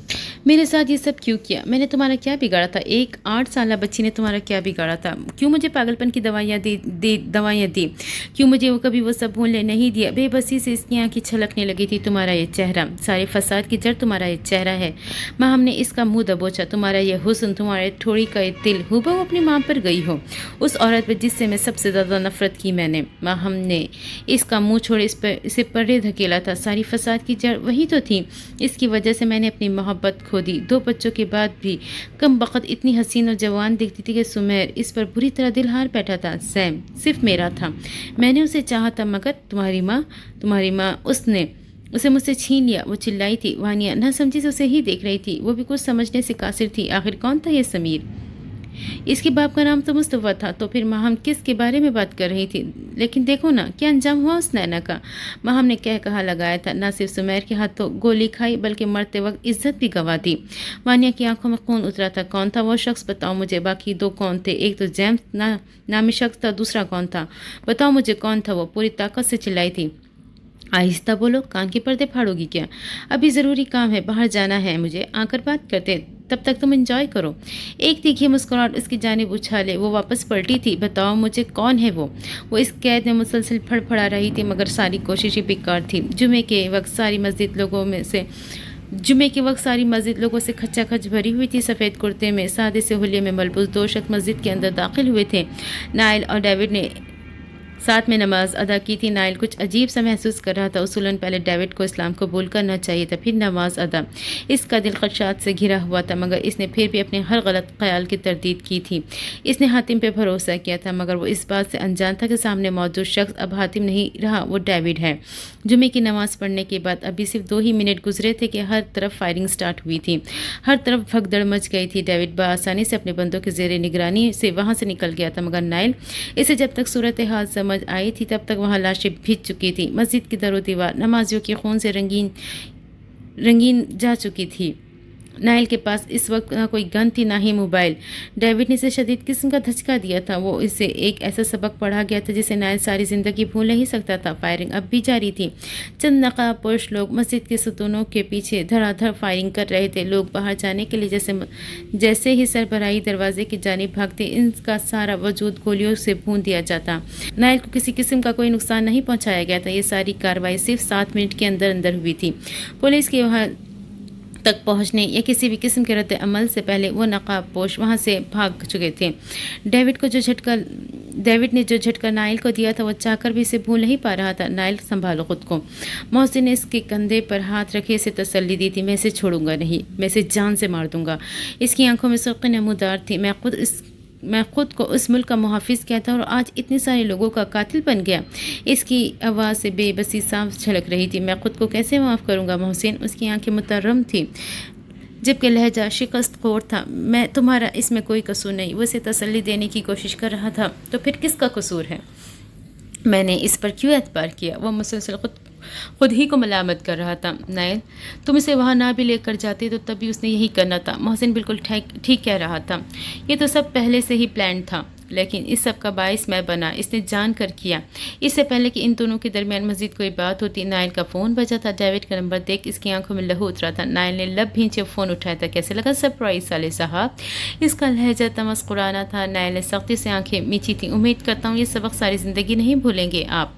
सोफे पर शहाना अंदाज में लिटिस ने सिगार का कश भरते हुए नाहिल का मजाक उड़ाया था। आपको क्या लगा ये झूठी फाइल्स मुझे दिखाकर आप मेरा भरोसा जीत लेंगे? सवाल ही पैदा नहीं होता। मैं कोई छोटा बच्चा नहीं हूँ जो सब समझ ना सकूँ। नाहिल के डेविड को फाइल देने से पहले ही बदर इसे सब कुछ बता और समझा चुका था। इसके जहन में इस कदर जहर भर दिया गया था कि इसे नाइल की हर बात और हर सबूत झूठा मालूम होता था। तुम्हें पता है हतीम, एक दिन तुम बहुत पछताओगे, बहुत ज़्यादा। नाइल बस इतना ही कह सका था।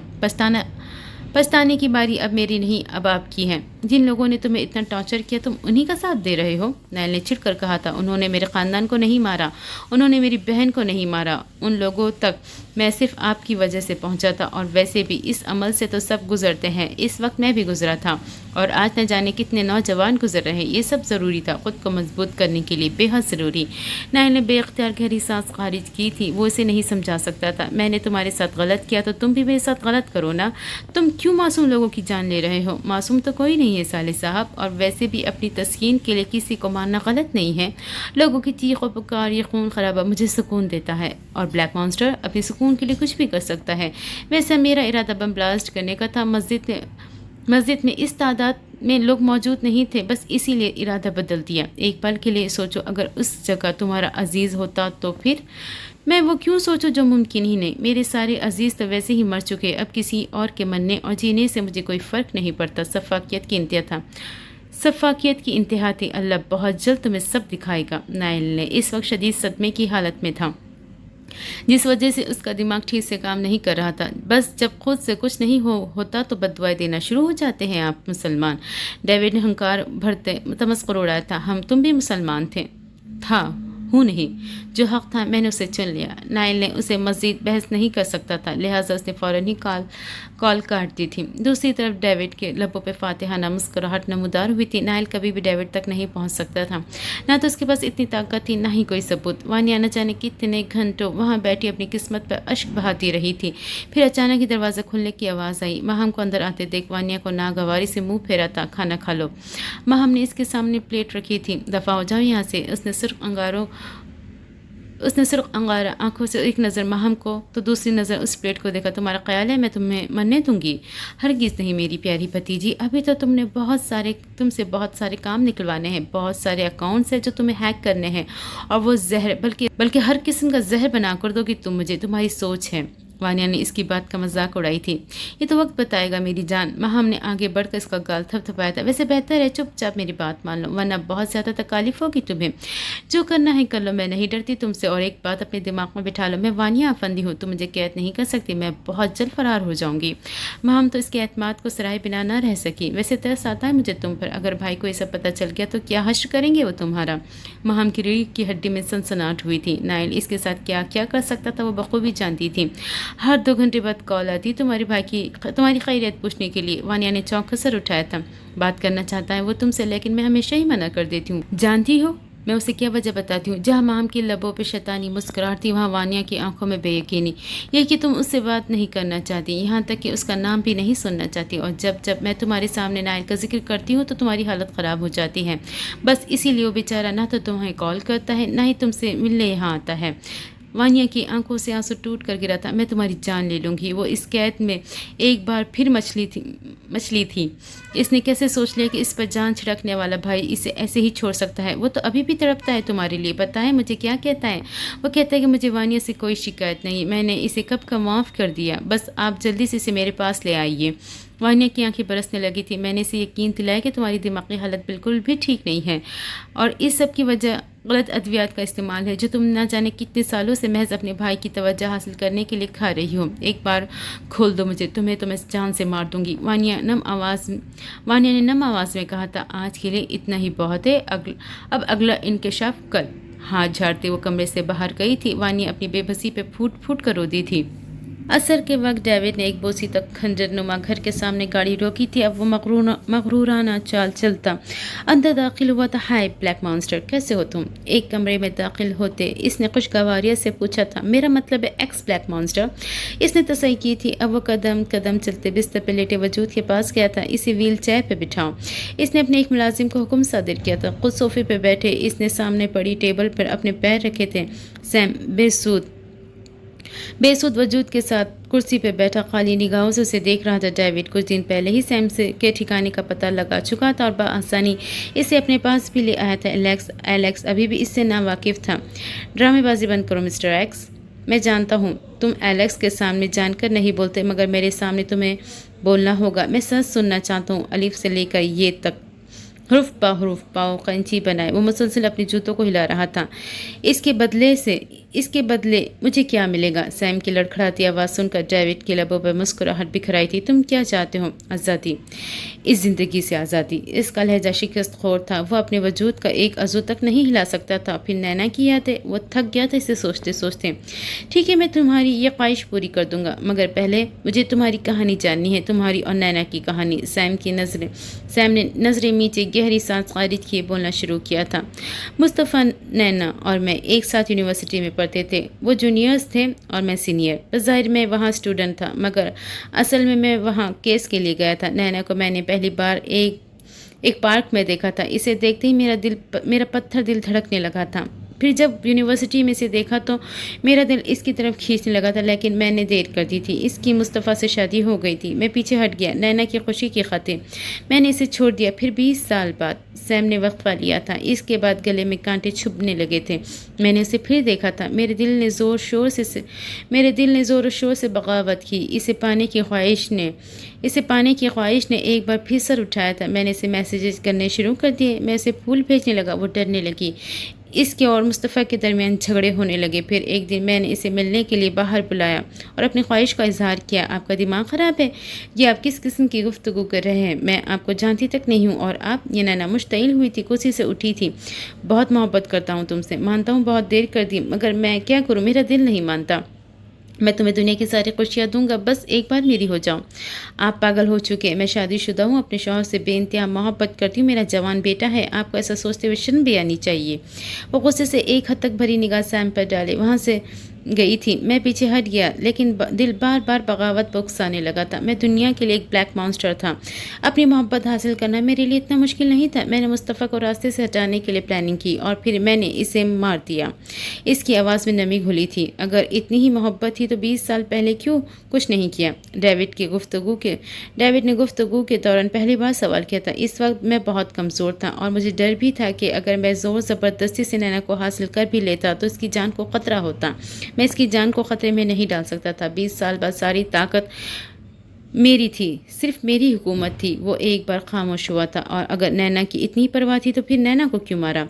गुस्सा आ गया था। उसने मुझे गुस्सा दिलाया। मुस्तफ़ा को रास्ते से हटाने के बाद मैंने इसे अगवा किया और मैंने ज़बरदस्ती निकाह करना चाहा, लेकिन वो तो सिर्फ उसी का दम भरती रही। मैंने गुस्से में गोली चला दी। वो बिलक बिलक के रो दिया था। नैना के साथ और भी कोई था ना? उसके साथ क्या किया?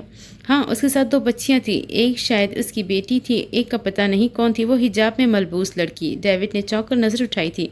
क्या किया तुमने उसके साथ? डेविड ने सुर्ख अंगार आंखों के साथ उसकी जानिब देखा था। बताओ क्या किया? वो चिल्लाया था। नैना मुझसे भीख मांगी थी कि मैं इन दोनों को जाने दूं, लेकिन मैं सफाक बना रहा। मैंने उन तीनों को एक कमरे में कैद कर रखा था। नैना ने इन दोनों को भगा दिया था। मैंने भागने दिया। मेरे लिए सिर्फ नैना अहम थी, वो दोनों नहीं। वैसे भी वो दोनों बच्चियां ही तो थी। आखिर इस वीराने में, इस जंगल में जो जंगली जानवरों से भरा हुआ था, कैसे बच सकती थी? डेविड ने सख्ती से मुठ्ठियाँ भींची थी। बहुत मोहब्बत करते हो ना उससे, इसलिए अपनी मोहब्बत को दरिंदों के रहम करम पर छोड़ दिया था ताकि वो उस मासूम का जिस्म नोच डाले। सैम ने चौंक कर सर उठाया था। ये तुम क्या कह रहे हो? ज़्यादा तो कुछ नहीं जानता इस बारे में, सिवाय इसके कि नैना का तुम्हारे नाम निहायत मोहब्बत का रेप हुआ था और ये उन लोगों ने किया था जिन्हें तुमने अपनी पहाड़ी से नीचे फेंकने का कहा था। नहीं, ये तुम क्या कह रहे हो? ये झूठ है, ऐसा नहीं हो सकता। वो पागलों की तरह चीख चिल्ला रहा था, जबकि डेविड के चेहरे पर ढेरों सुकून छाया था। वादे के ऐन मुताबिक मैं तुम्हें हर दस से आज़ादी देता ہوں۔ وہ چل کر ویل چیئر کے پاس آیا تھا۔ میں تمہیں موت دیتا ہوں۔ ڈیوڈ نے اس کی گردن پہ چھری رکھے ایک جھٹکے سے اس کے گردن پہ پھیری تھی۔ میری بہن اور میری بیوی کو کڈنیپ کرنے اور انہیں جنگلی جانوروں کے رحم و کرم پہ چھوڑنے کے جرم میں تمہیں موت کی سزا سناتا ہوں۔ ڈیوڈ نے اس کی ویل چیئر کو ٹھڈا مار کر گرایا تھا۔ اس کی گردن سے فوارے کی طرح خون بہہ کر فرش پہ گر رہا تھا۔ اپنی کوٹ درست کرتا ڈیوڈ اب باہر کی جانب پڑا تھا۔ اپنی گاڑی تک پہنچتے اس نے کسی کو کال ملائی تھی۔ جو کہانی سیم نے سنائی ہے اس میں نائل کہیں بھی نہیں تھا۔ تو پھر اس نے کب صوفی کو مارا اور کب اپنی بہن کو بچایا؟ جلد از جلد پتہ لگاؤ۔ ڈیوڈ تنفر سے سر جھٹکتے فون رکھا تھا۔ سیم سے اس ملاقات کے بعد ڈیوڈ کا ذہن مزید الجھ گیا تھا۔ وانیا فرش پہ بے سود پڑی تھی۔ جب ماہم کمرے میں داخل ہوئی تھی وانیا کو اس حالت میں دیکھ ماہم کے لبوں پہ شیطانی مسکراہٹ چھوا تھا۔ اس نے آگے بڑھ کر وانیا کے ہاتھ پر اپنی جوتی کی ہیل کی نوک رکھی تھی، پھر وہ آہستہ آہستہ زور دیتی رہی تھی۔ وانیا تکلیف کی شدت کی وجہ سے بلبلا کر اٹھی تھی۔ کیسی ہے میری بھتیجی؟ ماہم نے اسے بالوں سے پکڑے جیسے ہوش دلایا تھا۔ ارے یہ کیا، میری گڑیا نے تو کھانا ہی نہیں کھایا۔ ماہم نے بھرائی ہوئی آواز پلیٹ کی جانب دیکھتے کیا تھا۔ ہاتھ مت لگاؤ مجھے، اپنا آپ چھڑواتی کوشش کرتے وانیا بری طرح چلائی تھی۔ چپ، ایک دم چپ۔ ماہم نے اس کے منہ پہ زبردست تمانچے رسید کیے۔ مجھے تھپڑ مارے تھے نا تم نے؟ ابھی بتاتی ہوں تمہیں۔ وہ غصے سے پھنکارتی ہوئی باہر گئی تھی۔ تھوڑی دیر بعد وہ ہاتھ میں لائٹر پکڑے وانیا کی جانب بڑھی تھی۔ آنکھ دیکھ کر تو میری گڑیا ڈرتی ہے نا؟ کوئی بات نہیں، اس کا حل ہے میرے پاس۔ ماہم نے آگے بڑھ کر اس کی آنکھوں پہ پٹی باندھی تھی، پھر اس کا ایک ہاتھ گرفت میں لیے ماہم نے لائٹر جلایا، اس کی ہتھیلی پہ نشان چھوڑا تھا۔ وانیا درد سے چلا اٹھی تھی۔ اس کا یہ سلسلہ رکا نہیں تھا۔ وہ پے در پے اس کی مختلف جگہ سے اس کا ہاتھ جلا رہی تھی۔ وانیا بے بسی سے چیختی چلاتی اپنا آپ چھڑوانے کی کوشش کر رہی تھی، مگر سب بے سود۔ اس کا ایک ہاتھ پوری طرح جلانے کے بعد ماہم نے اس کے دوسرے ہاتھ کے ساتھ بھی یہی سلوک کیا تھا۔ چلو آج دوسرا انکشاف کرتے ہیں۔ اس کے سسکتے وجود کی طرف دیکھتے ماہم نے اس کی آنکھوں پر سے پٹی ہٹائی تھی۔ میں تمہارے باپ کی کزن ہوں۔ بچپن میں ہی ایک کار ایکسیڈنٹ میں میرے باپ کا انتقال ہو گیا تھا۔ تمہارے باپ نے مجھے فل سپورٹ کیا، پڑھنے کے لیے باہر بھیجا۔ وہ ڈگریز اور میڈلز وہ سب میرے ہی ہیں۔ باہر ایک شخص سے مجھے محبت ہو گئی تھی اور میں سائے کی طرح اس کا پیچھا کرنے لگی تھی۔ پھر مجھے پتہ چلا کہ وہ غلط کاموں میں ملوث ہے۔ اس کی خاطر میں بھی ان کاموں میں ملوث ہو گئی۔ پہلے ان لوگوں کا اعتماد جیتا، پھر میں نے ان کے لیے کام کرنے لگی، لیکن مجھے وہ پھر بھی نہیں ملا۔ وجہ تمہاری ماں تھی۔ میں اس نے نفرت بھری نگاہ وانیا پر ڈالی تھی جو مسلسل روتے ہوئے اپنے ہاتھوں کو دیکھ رہی تھی۔ وہاں اب چھالے پڑنے لگے تھے۔ جانتی ہو اس دن کیا ہوا تھا؟ ماہم گہری سوچ میں پڑ گئی تھی۔ وہاں کوئی ہے۔ وہ لوگ بھاگتے ہوئے وہاں سے گئے تھے مگر وہاں کوئی نہیں تھا۔ ماہم کا ذہن پھر بھی اس بات کو تسلیم نہیں کر رہا تھا۔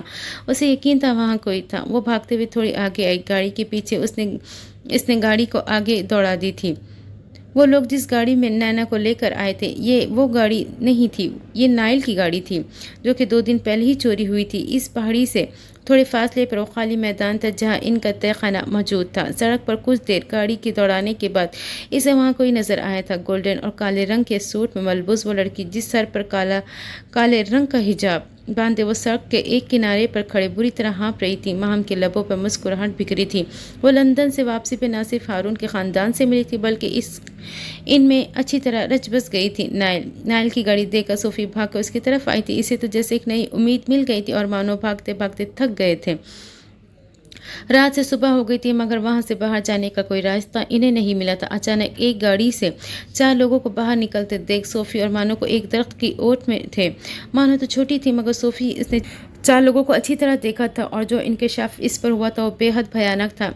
وہ ایک چھوٹی سی غار نما جگہ پر اس نے مانو کو چھپا دیا۔ وہاں مانو آرام سے چھپ سکتی تھی۔ صوفی نے اس سے وعدہ لیا تھا کہ چاہے کچھ بھی ہو جائے وہ باہر نہیں آئے گی اور یہ سب صرف ایک ڈرامہ ہے اور کچھ نہیں۔ مانو نے اچھے بچوں کی طرح وعدہ نبھایا تھا۔ وہ لوگ اسے نہیں دیکھ سکتے تھے مگر مانو کی آنکھ نے ہر ایک منظر کو دیکھا تھا۔ صوفی نظر بچا کر مدد لینے کے لیے وہاں سے بھاگی تھی۔ وہ مانو کو اپنے ساتھ لے کر نہیں جا سکتی تھی۔ وہ ویسے ہی ساری رات سے بھاگ بھاگ کر تھک چکی تھی اور اگر وہ اسے ساتھ لے کر جاتی تو یقیناً وہ پکڑے جاتے۔ اس نے اپنی طرف سے اور اپنے ذہن کے مطابق مانو کو بچانے کی پوری کوشش کی تھی۔ اگر وہ خود مانو کے پاس رکھتی تو وہ بھی پکڑے جا سکتے تھے۔ نائل گاڑی تک پہنچتے اس نے زور زور سے دروازہ بجانا شروع کیا تھا۔ گاڑی کے شیشوں کے اندر کا منظر نظر نہیں آتا۔ وہ نہیں دیکھ سکی تھی کہ اندر کون ہے، لیکن اندر بیٹھی ماہم سمجھ چکی تھی کہ صوفی سب دیکھ چکی ہے۔ اب وہ اس کے لیے صرف ایک خطرہ تھی۔ نائل انہوں نے نینا آنٹی کو مار دیا اور مانو وہ اپنی دھن میں بولی جا رہی تھی۔ جب گاڑی سٹارٹ ہوئی نائل صوفی نے بے یقینی سے اسے پکارا تھا۔ ماہم نے ریورس گیئر لے کر ایک جھٹکے سے گاڑی موڑی اور صوفی کو ہٹ کیا۔ وہ آنکھوں میں بے یقینی کا تاثر لیے سڑک کے پار گری تھی۔ صوفی کا سر ایک پتھر سے ٹکرایا تھا، اگلے ہی لمحے سارا پتھر لہو لہان ہوا تھا۔ ایک اور گاڑی کی آواز سنتے ہی گاڑی وہیں چھوڑ کر ماہم پھرتی سے بھاگتی جنگل کی طرف گئی تھی۔ صوفی نائل بھاگتا ہوا اس کی طرف آیا تھا۔ ماہم درخت کے پیچھے چھپے یہ سارا منظر دیکھ رہی تھی۔ یہ کیا؟ یہ کس نے کیا؟ اس کا سر گود میں رکھتے نائل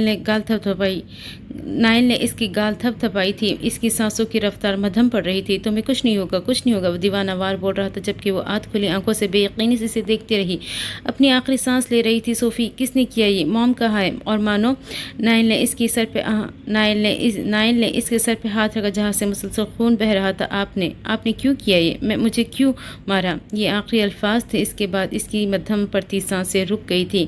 ہر طرف سکوت چھا گیا تھا، سب جیسے ختم ہو گیا تھا۔ میں نے؟ نائل کی آنکھوں میں بے یقینی در آئی تھی۔ صوفی اٹھو! وہ اس کا گال تھپ تھپا رہا تھا مگر سب بے سود تھا، وہ اسے نہیں سن سکتی تھی۔ میں تمہیں کچھ نہیں ہونے دوں گا۔ نائل اسے آغوش میں بھرتے ہوئے گاڑی کی جانب بھگا تھا، اس بات سے بے خبر کہ اس کی سانسیں تھم چکی تھی۔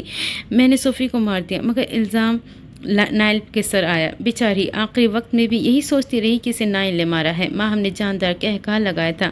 وانیہ کی آنکھوں میں خون اترا تھا۔ تمہیں مجھ سے ڈرنا چاہیے، تمہیں وانیہ افندی کی کہہ سے ڈرنا چاہیے۔ نائل بھائی تو تمہارے ساتھ جو کریں گے سو کریں گے، لیکن میں جو کروں گی وہ تم سوچ بھی نہیں سکتی۔ وانیہ نے سرخ انگار آنکھیں ماہم کی آنکھوں میں گاڑے، ایک ایک لفظ چبا چبا کر ادا کیا تھا۔ اچھا کیا کرو گی؟ مجھے مارو گی؟ ماہم نے اس کا مذاق اڑایا تھا۔ بھائی کہتے ہیں موت سزا نہیں ہے، زندگی سزا ہے، اور میں تمہیں زندگی دوں گی، اذیت ناک زندگی۔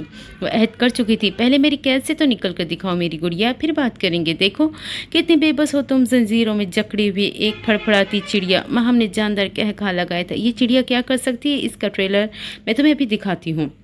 اس کا مفلوج ذہن اب کام کرنے لگا تھا، ذہن پر سے پردے اب ہٹ چکے تھے۔ وانیہ نے اپنے دائیں ہاتھ کو حرکت دے کر ذرا سا گھمایا تھا۔ ڈریسنگ ٹیبل کا دراز کھلنے کی آواز آئی۔ ایک لمحے کا کھیل تھا، اندر کی موجود قینچی اب ہاتھ میں تھی۔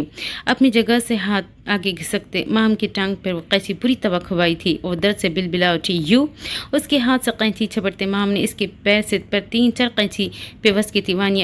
وانیہ نے کرب سے آنکھیں میچی تھی۔ تمہیں ڈر لگ رہا ہے مجھ سے؟ قینچی ہاتھ میں دبوچے وہ دروازے کی جانب مڑی تھی۔ وانیہ کی آواز اس کی سماعتوں سے ٹکرائی تھی۔ میں وانیہ افندی ہوں، تم تو کیا کوئی بھی مجھے قید نہیں کر سکتا۔ میرے پاس طاقت ہے، میرے پاس دماغ ہے، میں بہت جلد یہاں سے بھاگ جاؤں گی، لیکن اس کے بعد پوری تیاری کے ساتھ لوٹوں گی، تمہاری بربادی بن کر۔ اس کی باتوں کو نظر انداز کرتے ماہم نے کمرے سے باہر جا کر دروازہ لاک کیا تھا۔ کیا یہ سچ تھا کہ وہ ایک لمحے کے لیے ڈر گئی تھی؟ اسے اس دن کا منظر یاد آیا تھا جب وانیہ نے اسی طرح فروٹس کے لیے چھری اٹھائی تھی۔ اس دن تو اسے یہ سب آنکھوں کا دھوکہ ہی لگا تھا، کیونکہ ماہم کی نظروں میں وانیہ ایک ذہنی مریضہ تھی۔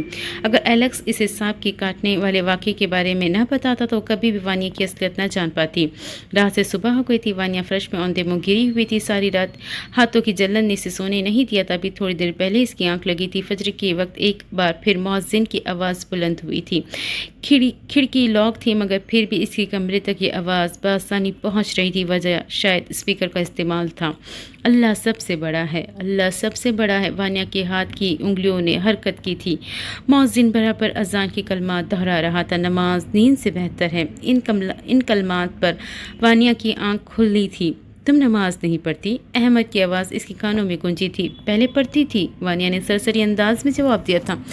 اب کیوں نہیں پڑھتی؟ کبھی ضرورت محسوس نہیں ہوئی؟ مطلب یہ کہ پہلے کبھی ایگزامز میں کامیاب ہونے کے لیے تو کبھی بھائی کی ڈانٹ سے بچنے کے لیے پڑھ لیتی تھی، مگر اب ان ساری چیزوں کا خوف ختم ہو گیا ہے۔ نماز کا خوف سے کیا تعلق؟ وہ نہیں سمجھا تھا۔ گہرا تعلق ہے۔ میرے نزدیک اللہ ایک ڈر ہے جسے لوگوں کے دلوں میں بٹھایا گیا ہے۔ یہ مت کرو ورنہ جہنم میں ڈال دے گا، وہ مت کرو وغیرہ وغیرہ۔ احمد چند ثانیوں کے لیے بالکل ساکت ہوا تھا، پھر کچھ دیر سنبھلنے کے بعد اس نے قدر نرم لہجے میں جواب دیا تھا۔ ہر کسی کی نظر میں اللہ خوف نہیں ہوتا، لیکن اگر تمہیں اللہ خوف لگتا ہے تو پھر کم از کم خوف کی حالت میں ضرور پکارنا۔ اللہ! وانیہ کے لب پھڑپھڑائے تھے۔ اس خوفناک اور ویران کمرے میں اسے اللہ کی अल्लाह इसे शिद्दत से याद आया था। ज़िंदगी में पहली दफ़ा नमाज पढ़ने के लिए दिल बेचैन हुआ था। वानिया उठने की कोशिश की थी मगर इसका वजूद जंजीरों में जकड़ा हुआ था और फिर कुछ कमज़ोरी भी थी। इसे कुछ ना खाए पिए आज दूसरा दिन था। वज़ू कैसे करूँ? वानिया ने ईद कितनी दौड़ाई थी। फिर इसकी नज़र पास पड़े जग पर पड़ी जो कि माहम इसके पास रखी थी। वानिया ने आगे बढ़कर जग उठाया था मगर वो खाली था। सारा पानी तो वो रात में ही ख़त्म हो गया था। इसका ध्यान अब अपने सिर की जानिब गया था। इसके पास ओढ़ने के लिए कुछ नहीं था। वानिया की आंखों से गर्म पानी उबलने लगा था। वो लड़की जिसने कभी दुपट्टा नहीं लिया था आज इससे दुपट्टा पहनने की सकत ही छीन ली गई थी। इंसान को दुआ करना नहीं छोड़ना चाहिए, इसे मांगना चाहिए और इसे मांगते रहना चाहिए। देने वाली ज़ात सिर्फ अल्लाह की है। हमें यकीन होना चाहिए कि इसके यहाँ देर है मगर अंधेर नहीं। अहमर की कही गई एक और बात इसके जहन में गर्दिश करने लगी थी। वानिया ने अपने दोनों हाथ की जानिब देखा, झुलसते हुए बदसूरत हाथ। इसे अपने हाथ बदसूरत ही लगे थे। इसने कपकपाते हाथ फैलाए। आंसू का एक रेला इसकी आंखों से बहा था। वैसे याद आए या ना आए मगर मुश्किल हालात में वो ज़रूर याद आता है। साइंस के करीब वो लड़की, आखिरत, फरिश्तों, जिन्नात का इनकार करने वाली, अल्लाह की मौजूदगी पे सवाल उठाने वाली, आज गिड़गिड़ा कर अपनी रिहाई की मांग रही थी। मैंने बहुत बार दुआ मांगी और मेरी हर दुआ कबूल होती है। आज मैं एक और दुआ मांगती हूँ, जन्नत न सही मगर जहन्नुम का सफ़र तो करवा ही दे मुझे। मैंने इस जहन्नुम का सफ़र तय करने की दुआ मांगी थी मगर वो तो अपने हाथों पे चंद आबलों की जलन तक बर्दाश्त नहीं कर पा रही थी। बाज़ दुआओं का कबूल होना हमारे हक़ में बेहतर नहीं होता बल्कि बेहतरीन होता है। इंसान बहुत जल्दबाज और नाक़िसुल अक्ल है। वो अक्सर अपने लिए खैर की जगह शर मांगता है और फिर इस शर के ना मिलने पर वावेला मचा देता है। फिर रफ्ता रफ्ता वक्त इंसान पर खैर और शर का ये भेद खोल देता है। फिर इसे ये सब कुछ समझ आने लगता है, हर एक चीज़, हर एक बात। तो ये थी व्यूअर्स एंड रीडर्स हमारी इस नावल की आज की छठी किस्त। उम्मीद करती हूँ आपको ये नावल बहुत पसंद आ रहा होगा। चलिए जी, इस नावल की अगली किस्त में फिर से मुलाकात होती है। जब तक के लिए मुझे दीजिए इजाज़त और प्लीज़ मेरे चैनल को सब्सक्राइब करें, लाइक करें एंड शेयर करें अपने दोस्तों के साथ। चलिए जी, इंशाल्लाह अगली किस्त में फिर से मुलाकात होती है। तब तक के लिए अल्लाह हाफिज़।